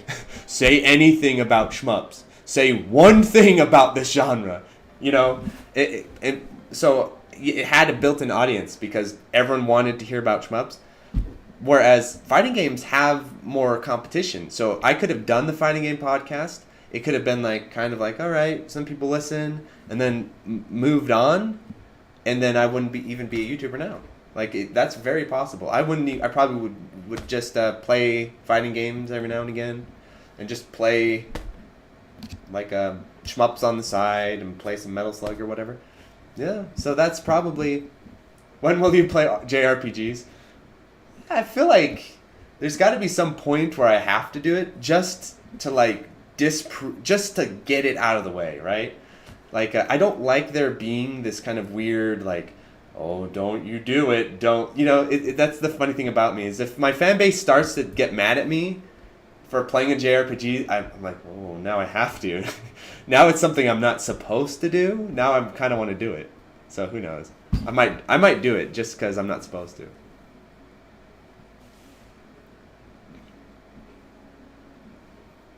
Yeah, hi Shinyu. Yeah, I know. I try to notice people. I'm not trying to just pick the same people. I'm trying to pick new comments as I see them. Are there some JRPGs you enjoy?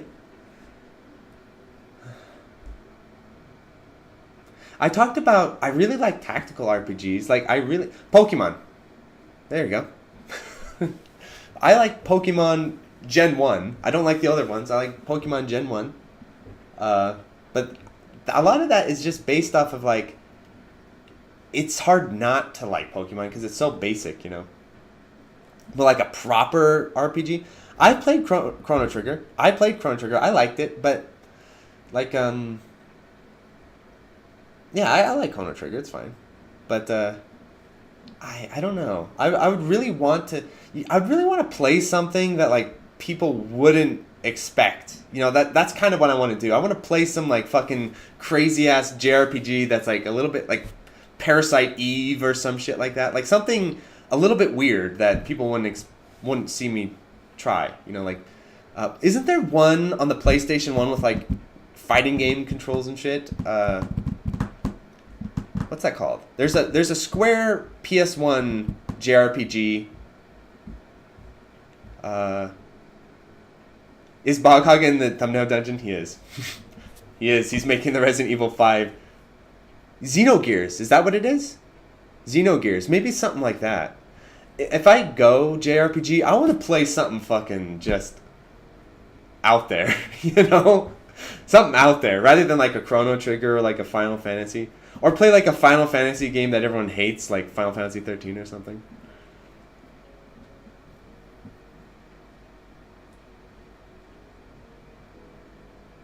Oh my god, this is a funny comment. Uh, Thomas asks, how many people come to you and say you're wrong about Resident Evil 4 Remake? Every single day. Every single day you can open up YouTube Studio and check on comments on recent videos. So I'll open up YouTube Studio and I'll answer comments on like the arcade video or the Silvergun video. Every single day there is just a pile. I don't answer them anymore. There's just a pile of mad comments about Resident Evil 4 Remake. You're being nostalgic, you're wrong, you're this and that. Oh yeah. It's just endless. It's just a wave of, yeah. It's just a wave of people mad at me. But that video is like divisive because there's also a wave of people who like it. So it's a really divisive video. A lot of people really like it. A lot of people dislike it, and so it's kind of interesting, yeah. So it just generates comments all day. It's just like it's a comment generating machine. The video, the amount of comments. I wonder how many comments that video has. We'll close the stream by looking at how many comments that video has. I think you can see, right? You can see how many comments the video has, I think. So let me look. If you all want to look too, that's fine. You guys might be able to see. Comments. Will it give me the total count? Oh, this guy said big agree. Hell yeah. Between a 7 and an 8. This is from Madcap64. Shoutouts to Madcap64. I'm going to say thank you very much, my dude.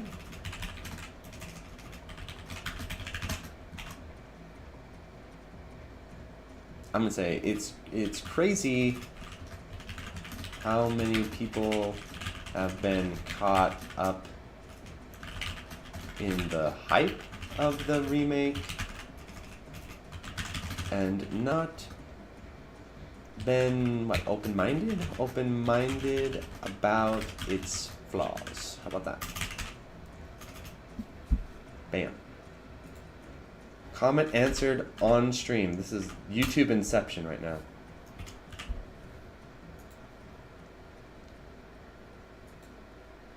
I heard him fart. No, I didn't fart. I never fart on stream. Here's me kicking my shoe. This? Yeah, I'm kicking the shoe. Kicking my shoe under the desk.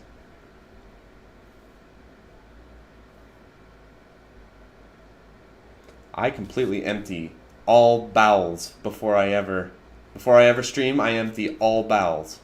There's not a bowel left in me. It's a troll. Oh. Have I ever played Hades? I haven't. My friend loves that game though. That game's kind of like a dungeon crawler though, right? I'm not really a big dungeon crawler guy.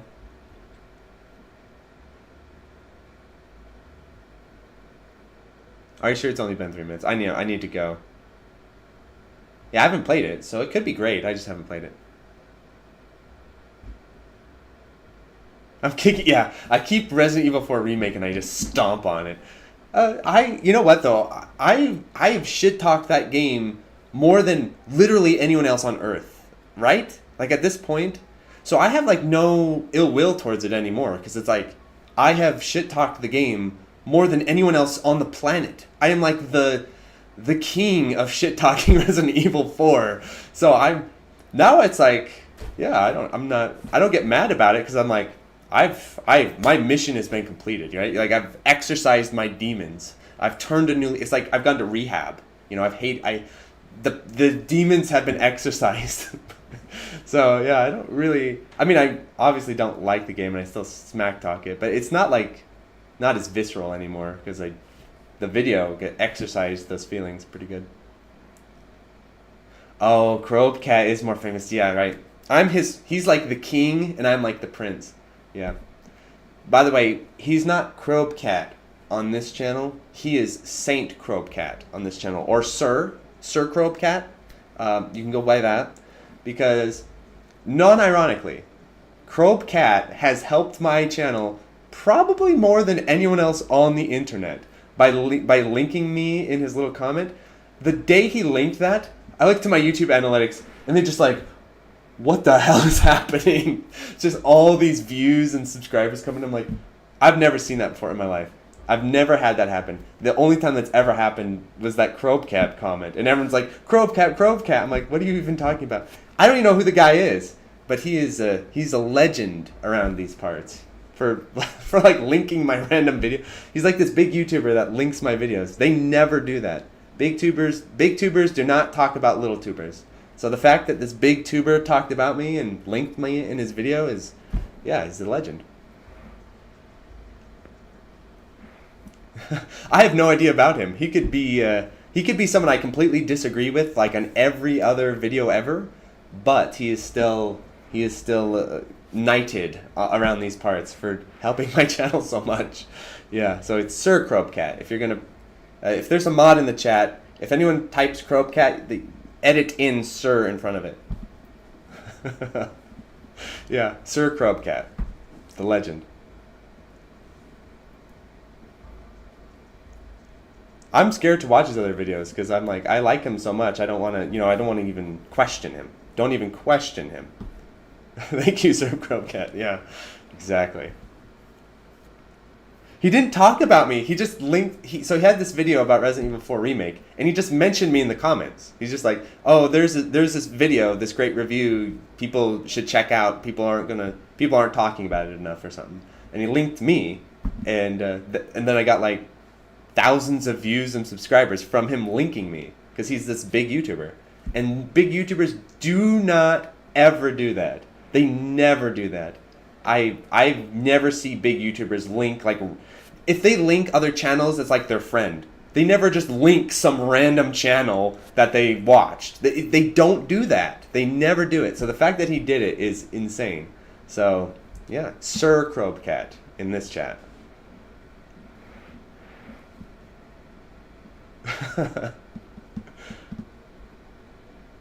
Oh, Pulu's mentioning Resi 3 Mercs. Pretty soon I'm going to do a video about Resident Evil with Krieger, because he's a big Resident Evil Mercs guy. I'm going to do a video about Resident Evil, like a tier list. And so we're going to talk about Resi 3 Mercs, Resi 4 Mercs. I'm going to talk about Resi 5 Mercs in the review, but we're also going to do this whole tier list of Resident Evil Mercs mode. So that's going to be really fun. Anyway, it's been fun. It's been more than 3 minutes. Thanks everyone for the donations. Thanks everyone for... I don't know if the new Mercs is good. I don't know that. Because luckily when I reviewed Resident Evil 4 Remake, the Mercs mode wasn't in there, so I didn't have to play it. Yeah. Oh yeah, the list of videos in the works, Mew, is like... it's giant. It's endless. Because every time I like get something done, I'm like, oh, I want to do this video. So I never can... It just gets longer, even though I put out more videos. Yeah, it was a lot of fun. Thanks, everyone, for tuning in. It was a great time. It's fun chatting. I have to head out, but this is kind of a special occasion, too, because I normally can't stream during the day, so at least by my metrics. So thanks so much, everyone. Adios.